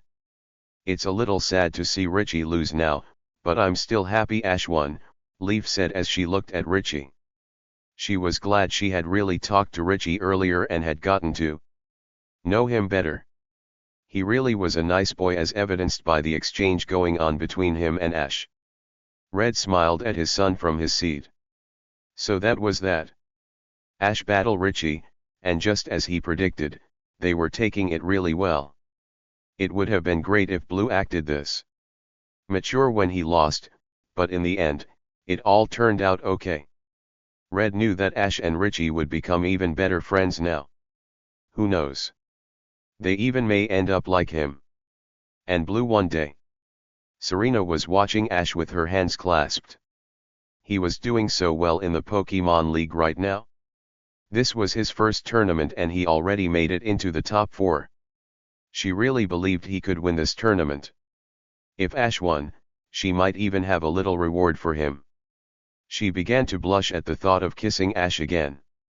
He would be waving his trophy around in the middle of the stadium as everyone cheered for him. She would be by his side. And then, Serena, what are you thinking about? Leaf asked her. Oh. Nothing. Serena replied blissfully. Having another Ash fantasy. Misty joked. Not in front of Mr. and Mrs. Ketchum. Serena cried. Both Delia and Red let out a chuckle. Serena sometimes acted just like Red did when he was younger. From the moment he met Delia, he knew she was the one. Call it a little silly, but he thought of her all the time. Red understood exactly how she felt right now. It must be an awesome feeling to see the one you care about doing so great. Well, you know what? Ash and Richie both look like winners to me, Brock said. Indeed. Professor Oak agreed. Ladies and gentlemen, we now have our semi-finalists. May the other 3 please come to the center of the stadium so we can all recognize them. The format will also change to a full 6-on-6 battle tomorrow. The announcer exclaimed over the speaker. Well, I guess that's my cue to leave, Richie guessed. Yeah, Ash muttered. I'll see you in a little bit, Ash. Once again, congratulations on winning. You know I'll be sticking around to root for you. Richie told him. Right. Ash nodded. The two then fist bumped and Richie turned to leave the stadium. As Ash looked at the other entrance, he could see 3 people coming in. One was a boy he didn't recognize. And another was Tyson, who was walking with Meowth. Ash was happy at how far Tyson had come along. He must be a great trainer to make it to the top 4 like him. Ash's eyes then fell on the remaining person and couldn't help but have slight frown on his face. It was Paul. The 3 other trainers soon made it over to Ash and stood beside him. Ash gave a sideways glance at Paul while the purple-haired boy glanced back. Ash realized this was really the first time he had encountered Paul during the whole Pokemon League. Ash sighed. He hated to admit it due to Paul's tactics, but there was no denying that he was a strong trainer. He then turned over to Tyson. Hey there, Tyson. "Congratulations on making it so far," he said. "Thanks, Ash. You, too. Meowth and I are going to be training extra hard now because no doubt these last two will be our toughest. You better be prepared if I end up facing you." Tyson grinned. "Ha. I should say the same to you," Ash replied. The four trainers then looked up at the screen as their images appeared. It then began to randomly shuffle around their squares for a few seconds. The blocks then went back into a random order as they were decided. Tyson was paired with the trainer Ash didn't know, while Ash was paired with Paul. Ash let out a sharp intake of breath at this. He took another look over at Paul while his opponent turned back with a slight glare. Their methods of training were very different, and they would be showing all they learned in this coming match. Their entire rivalry would be put in this battle. It would be their first one since battling on the outskirts of Vermilion City, where it ended with a draw. There was no room for a tie here. One of them was going to win, and other would lose. Both Ash and Paul believed the other was entirely wrong.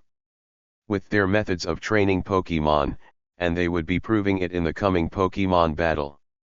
There were no words between the Ash and Paul as they stared at each other. There didn't need to be. All of the words they wanted to say were in their expressions. Ash wanted to show Paul that his way of training was too harsh, which was hurting his Pokemon. Paul wanted to show Ash that he was weakling whose full potential couldn't be reached because all he did was love and care for any Pokemon, even if it had horrible stats. It was like whoever won was right, and the loser would be wrong.